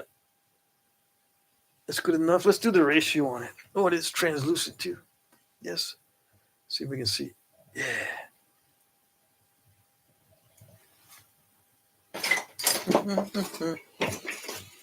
This one, I like the ratio on this one. It's got that. It's 48 millimeter by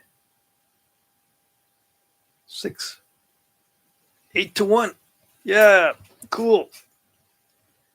48 millimeter by 6 millimeter, 8-1.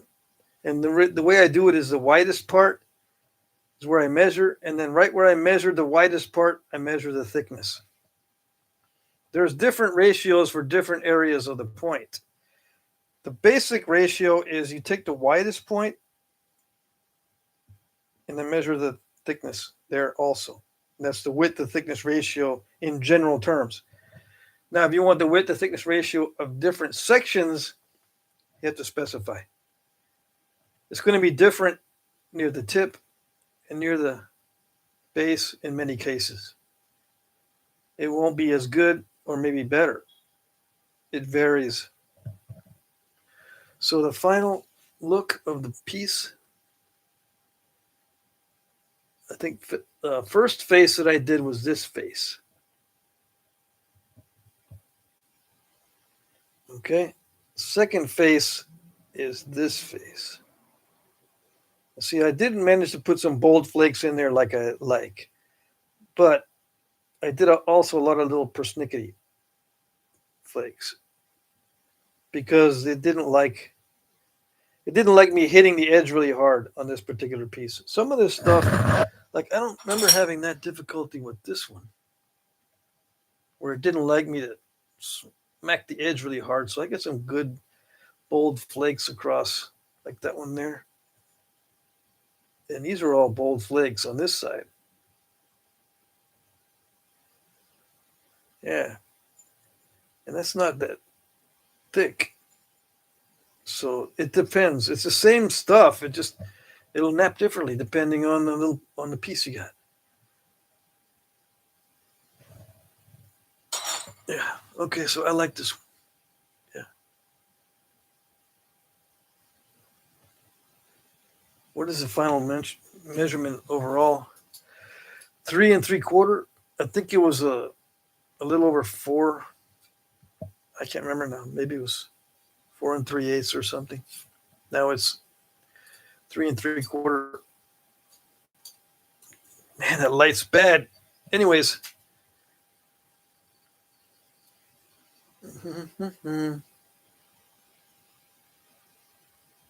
Let's see.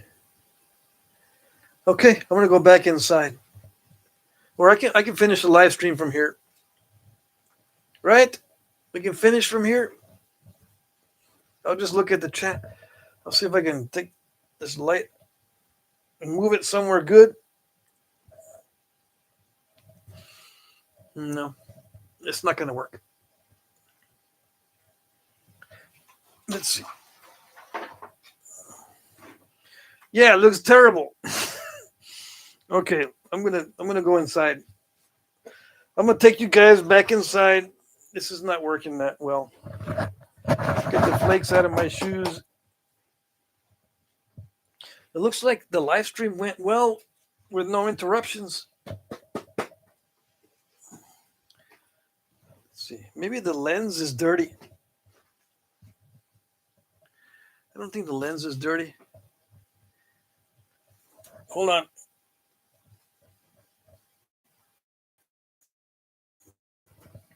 See, sometimes if the lens is dirty, you get a fuzzy picture.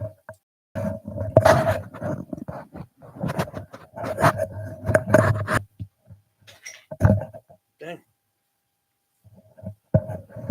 Okay, let's go back inside. Oh.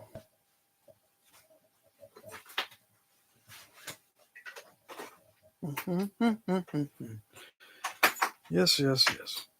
Don't step on the black face. Don't step on the good flakes. Yeah. Make sure you do everything right and make no mistakes. Off all the lights. If you want to do it just right. Yeah. Oh, it's drizzling.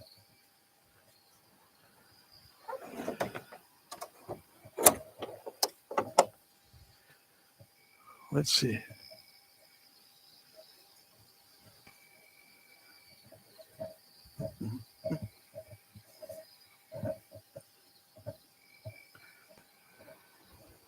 All right, so we're walking back. I got to make sure I don't scare one of those skunks. There's still one in the yard.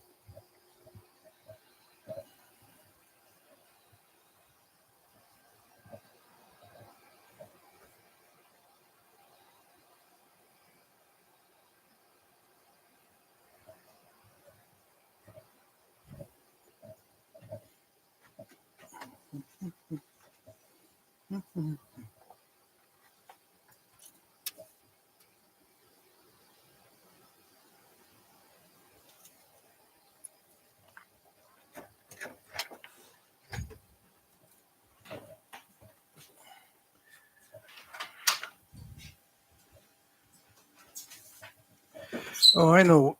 The mouse in my pocket is making the computer go crazy. That's what it is. Okay, hold on a second. I gotta get situated here. I forgot that if I put the mouse in my pocket, it starts to push all the wrong buttons, so to speak.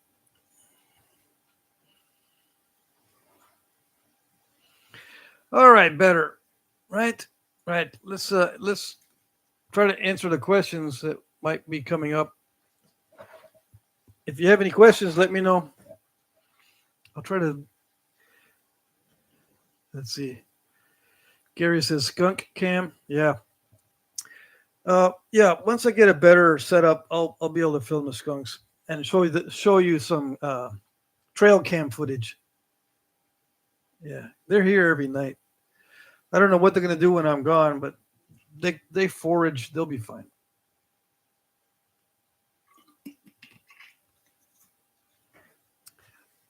Let's see. Ross says, good live stream tonight, Patrick. Got to go. See you later. All right, we'll see you. Let's see. Danny Moore says, Patrick, I'm hoping you will do some live streams from the shop and do some Obsidian. Yeah, I'll be able to do Obsidian from the shop. For sure. Yep.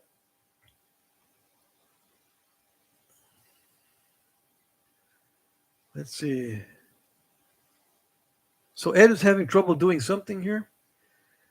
No questions? Comments? Complaints?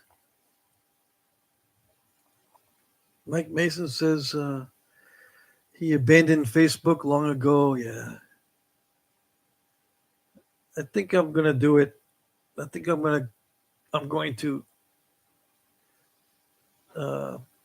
I'll still get on Facebook to check out the rocks for sale and the marketplace for free wood, but I might just eliminate my Jack Crafty profile and sign in as a guest every time.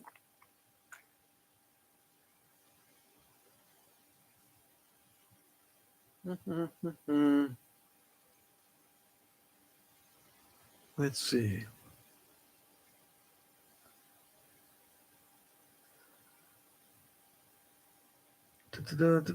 Great stream tonight. I'm glad you think so. Bren says it was good. All right. I'm glad you think so. Mike says Patrick needs a deer feeder filled with granola bars when he's gone. Yeah. No, they'll forage. They eat anything. And the skunk, there was a skunk out here when I came back in the house, but it took off. It took off running, so it's not one of the regulars. Tomlinson, okay. Did you film the Ishi point I bought? I want to see how you did the notches. I don't think I filmed it. I'll do the notches on the Ishi point on an upcoming video. How's that? If I remember to do it.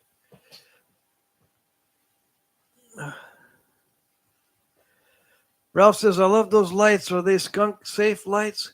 No, the lights that I've got are that color so they won't attract bugs. Yeah. I don't like bugs and moths and stuff flying around and getting in the house. Yeah, those are like anti-bug lights. And I think the skunks don't mind them either, but I mean, they're not that bright. So, but skunks don't have nice eyes. I mean, they don't have good eyesight anyway, so it doesn't bug them, I don't think, no matter what I put out there. Marty, $1.99 super chat. Love these left lessons. Awesome. Thank you. But I don't know what a left lesson is.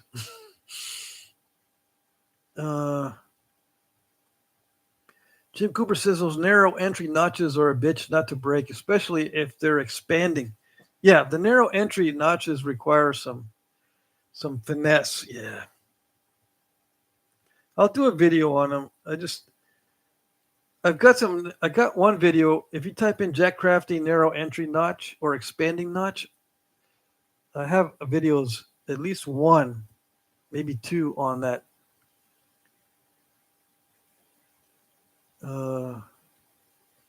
Jim Cooper says, have a good weekend. See you on Monday. Yep, next live stream is Monday. I'm waiting to see if someone shows up and says, hey, I made it finally. Ralph says, legend says that Patrick's talent comes from that mouse in his pocket.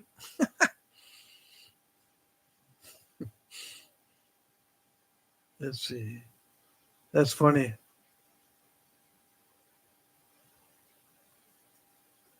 KRF lessons.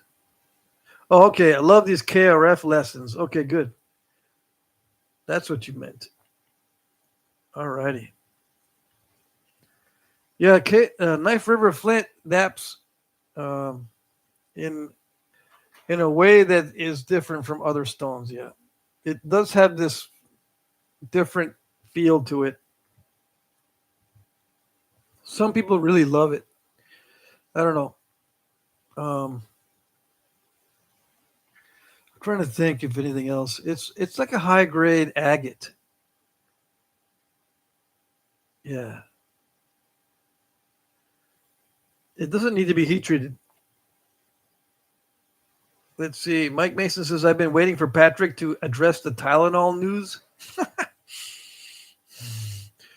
No. Yeah. I'm not going to report on crazy people. I mean, that's what the mainstream news loves to report on crazy people. Let's see what the crazies are doing. Let's see. Let's report on the crazies. Oh, they're taking like bunches of Tylenols. Yay. Yeah, that's good news. Cool. What else can we do?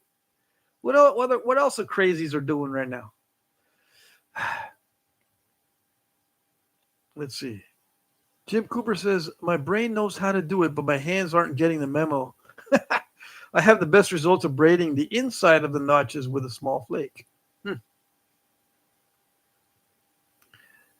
Marty says, Sal called it man rock. Yeah, we have an expression in Texas for stuff that does not nap well. It's called man rock.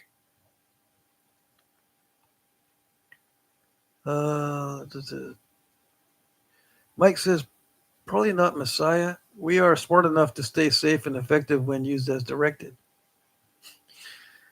Ralph says, the mouse is a reincarnated napper and the mouse is 5,000 years old. Danny Moore says, Marty, it can be hard to get into, but it flexes really nice. HQR, high quality raw. Mike Mason says, crazy. I'm not crazy. I was crazy once. All right. I'm going to end the live stream. If there's no questions. Messiah, I meant to say necessary. Yeah, okay. Probably not necessary. The Tylenol stuff. Yeah. Yeah. That's all we get nowadays. When we try to look at news, we just whenever I do a search for news, I just get what the crazy people are up to. That's not news. Jim Main says, good night, all. Great live tonight. Thank you. I'm glad you think so. Johnny Waring says, sayonara. Yeah, we'll see you later. Okay, guys. Good to see everybody. Thanks for being patient with me. I think it'll work out to do the live streams from my shop back there. Eventually, the whole live stream, I'll set it up to where there's better lighting and better backdrops and all that good stuff. Okay. All righty. Good night. Clint Evans says good night. Damien Crowfeather, time to go. I didn't know you were here. All right. We'll see you next time. Next live stream is Monday. I will be here. I'm not going to be on the road until the week after next. All righty. Take care. Bye-bye.